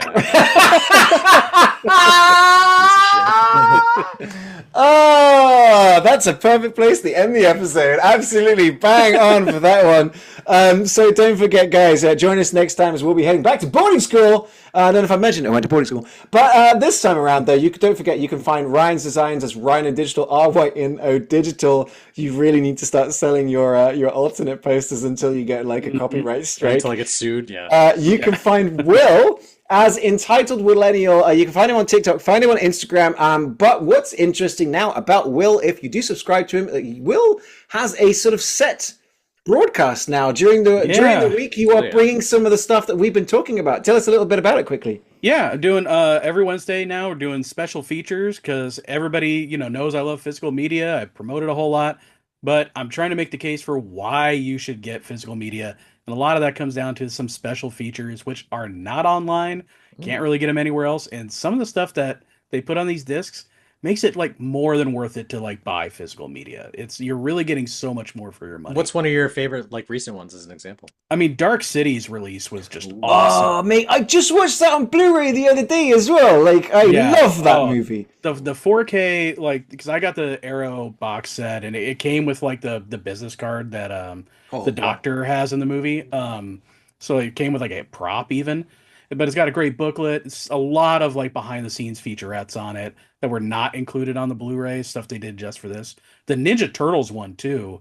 There is so much new material on like that new 4K box set. And that's crazy stuff we've never seen before, because every release of the Turtles has been like, yeah, we just kind of ripped it from a VHS. Here it is. We're putting it on Blu-ray. Just buy it. So the fact that that movie looks so good. Like, yeah, dude. I mean, the style, like the aesthetics of that movie are unbelievable. Isn't it just getting re-released? Or is that they're doing a theater. It's like 35th anniversary. Yes, there's a big one. Yeah, but that's wild. But no. So then we've got Terminator 2. Will's so fucking pumped. He's already pre-ordered every ticket. Well, we've got special features. What else you got going on your channel as well? Every Tuesday, because I'm the biggest nerd on the planet, I talk about tokusatsu, which is Japanese special effects, movies and shows. Mondays, I just talk about movie news, just kind of whatever's in my head. But I'm bringing back From the Shelf whenever my mic decides to work. And that's my more typical, I just pull a movie from my shelf and just recommend it to people. If you're wondering what that is, that's his housemate Mike, who needs to go back to work, who's currently sleeping in front of your wall. Exactly. As soon as Mike gets back to work. Yeah. And then Thursdays is where I preview whatever, the next United States of a Movie podcast we're going to be talking about.